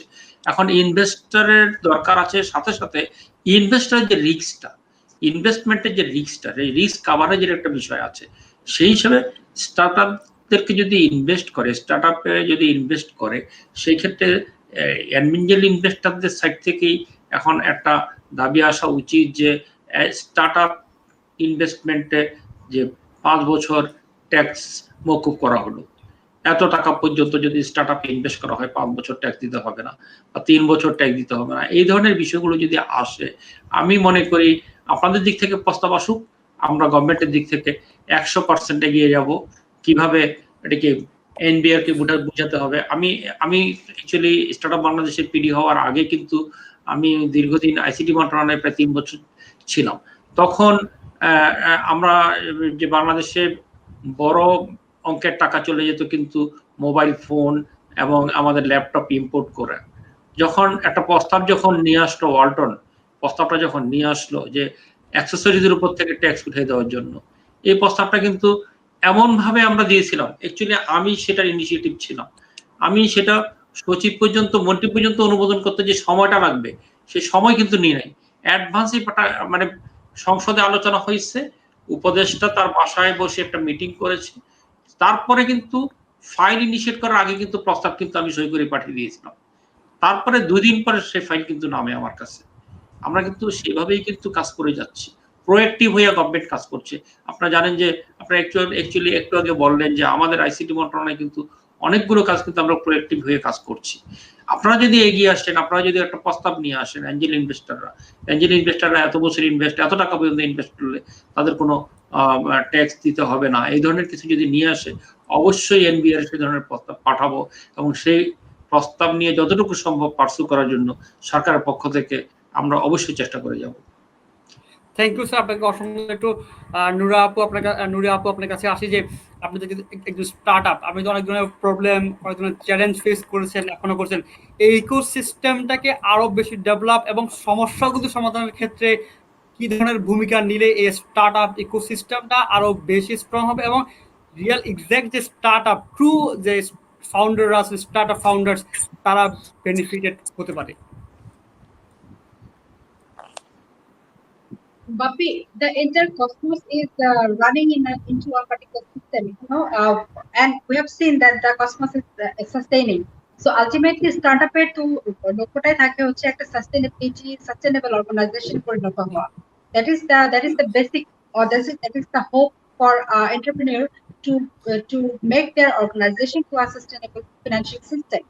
So in that case, এখন স্টার্টআপের যে প্রবলেমস গুলো আছে সেটা হচ্ছে যে এই লাইক যে ডিফারেন্ট লেভেলস গুলো আছে, যে ডিফারেন্ট প্যারামিটারস গুলো আছে, যে কম্পোনেন্টস গুলো আছে, এগুলোর যদি একটা অ্যালাইনমেন্ট থাকে, প্রপার অ্যালাইনমেন্ট, প্রপার গাইডলাইন, যেটা কিনা ICT like from the government body, from the probably through this panel discussion, I would like to address, with due respect, I would like to address our state minister of ICT, that উনি যদি initiative নেয় একটা এরকম যেখানে স্টার্টআপদের খুবই easy access থাকবে, তারা সব ল এনফোর্সমেন্ট, লিগ্যাল ডিপার্টমেন্ট গুলো জানবে, এবং রাজু ভাই যেটা বললেন যে উনি চান না যে একটা সিস্টেম হোক, there should be multiple system and multiple like organization who will fund, but সেটারই যদি একটা incorporation হয়, যে fine, probably someone is interested to fund in remittance sector, some other people is ready to fund in agricultural sector, but it can become under the same fraternity, like under government territory. এটা যদি possible হয় এবং এটা যদি national লেভেলের একটা ecosystem আমরা build up করতে পারি, আই এম শিওর 7 বছরে যেখানে আছে আগামী 7 বছরে it will really flourish. এবং with that hope, with that note, আমি I'm dreaming actually যে আমরা ওখানে পৌঁছাতে আমাদের খুব বেশি দেরি লাগবে না, এবং আমাদের যারা এন্টারপ্রেনার আছে ওনারা যদি, of course they are innovative, and if they get a forum like to share their ideas and views, you never know what innovation they can actually create, or what contribution they can do for the country. আর তাতে যে আমাদের নেশনের জন্য একটা নতুন দুয়ার খুলে যাবে না, we cannot tell. So we can hope that things will be aligned properly from the right government body or legal channel, যাতে সবার জন্য এটা খুব easily accessible হয়, starting from the education till the funding, everything যাতে lined up হয়। জি ঠিক আছে, থ্যাংক ইউ নূরে ফেরদৌসী আপু। আমি একটু অ্যাড করবো, যেমনটাই নাজিম ফারহান ভাই এবং মোস্তাফিজ বলছেন যে আমাদের ক্ষেত্রে যে ব্ল্যাক মানিটা হোয়াইট করার ক্ষেত্রে একটা রিয়েল এস্টেটে দেওয়া হয়। আমি একটু অ্যাড করি, সেই রিয়েল এস্টেটের পাশাপাশি স্টার্ট আপের জন্য যদি কোনো ইনিশিয়েটিভ নিয়ে যদি ব্ল্যাক মানিটা হোয়াইটের ক্ষেত্রে স্টার্ট আপ ইনভেস্ট করলে কিছুটা হোয়াইট করে দেওয়া হয়, বা অথবা যে পরিমাণ সরকারকে এটার উপর ভর্তুকি বা যে কর দিতে হয় বা ট্যাক্স দিতে হয়, সেটা যদি ব্ল্যাক মানি হোয়াইট করার ক্ষেত্রে যদি স্টার্ট আপে ইনভেস্ট করলে যদি হোয়াইট করার ক্ষেত্রে ট্যাক্সটা যদি কমিয়ে দেওয়া হয় এবং ইনসেন্টিভ, স্যার যেটা বললেন ইনসেন্টিভটা দেওয়া হয় যারা ইনভেস্ট করবে। Sorry, Bapi, আমি তোমাকে ওই জায়গাটা I want to make a point that I don't want to encourage that, because যেটা হয় যে source of fund যদি ব্ল্যাক হয় স্টার্টআপের ক্ষেত্রে, যেটা হবে যে আমরা যখন ফিউচারে যখন ইনভেস্ট করবে, তারা যখন দেখবে যে আসলে কে ব্যাক করছে, এবং সেটা যদি একটা সাউন্ড ইনভেস্টর না হয়, তাহলে কিন্তু ফাউন্ডারদের জন্য একটা অসুবিধা হয়ে যাবে। তাহলে আমি এই জিনিসটা এনকারেজ করবো না, বিকজ এটা একটা ডিট্রিমেন্টাল এফেক্ট হবে। বাট আমি ট্যাক্স বেনিফিটের ব্যাপারে আমি বেনিফিটের বিষয়টা চিন্তা করতে হবে আমাদেরকে, না আমি এনকারেজ করার জন্য স্টার্টআপদেরকে যদি ইনভেস্ট করে, এনকারেজ করার জন্য তাদেরকে ট্যাক্স থেকে যত টাকা ইনভেস্ট করবে, হয়তো কয়েকটা লিমিট হতে পারে, স্ল্যাব হতে পারে, এই পর্যন্ত ইনভেস্ট করলে এত টাকা, এই পর্যন্ত ইনভেস্ট করলে এত টাকা, 3 বছর বা 5 বছরের জন্য একটা প্রস্তাব আসতে হবে। আমি একটা প্রস্তাব চাচ্ছি, যে প্রস্তাবটা আমরা সরকারকে বুঝাতে চেষ্টা করব যে স্টার্টআপ কালচারটা যেটা গড়ে উঠছে অলরেডি, যেটা হয়তো আগে ছিল না, যেটা গড়ে উঠছে, এটাকে ধরে রাখতে হলে অ্যাঞ্জেল ইনভেস্টরদেরকে ইনভেস্টমেন্ট প্রয়োজন, এবং অ্যাঞ্জেল ইনভেস্টররা ইনভেস্ট করতে হলে তাদের একটা বিশাল রিস্ক থেকে যায়। কারণ আমাদের ওয়ার্ল্ড ওয়াইড যেটা রেট আছে 10% স্টার্টআপ মাত্র সাকসেস হয়, 90% আমরা আলাদাভাবে এটা নিয়ে কথা বলতে চাই আপনার সাথে। আমরা আলাদাভাবে কথা বলবো, আমরা অন্য একটা ফোরামে কথা বলবো, ঠিক আছে? ধন্যবাদ এই বিষয়ে। কিন্তু ব্ল্যাক মানি হোয়াইট করি যে মোস্তাফিজ ভাইরা এবং তারপর যারা আছেন নাজিম ফারহান, আপনারা ইনিশিয়েটিভ নেবেন যে এই ক্ষেত্রে কোনো ইনসেন্টিভ দেওয়া যায়, ইনভেস্টরদেরকে আকৃষ্ট করা যায়, তারা যদি স্টার্টআপ ইনভেস্টমেন্টে খুব আগ্রহী হন ট্যাক্স কমানোর ক্ষেত্রে, তাহলে অনেক বেশি ইনভেস্টর স্টার্টআপ কালচারে ইনভলভ হবেন to invest in startup in future. Thank you so much Mojibul Haque sir, Nazim Farhan Chowdhury, Mostafizur Rahman এবং নূরে ফেরদৌসী, আপনাদের 4 জনকেই অভিনন্দন আপনাদের এই মূল্যবান সময় কন্ট্রিবিউশনের জন্য 4th ন্যাশনাল ইয়াং এন্টারপ্রেনার সামিটে। আসসালামু আলাইকুম। Thank you.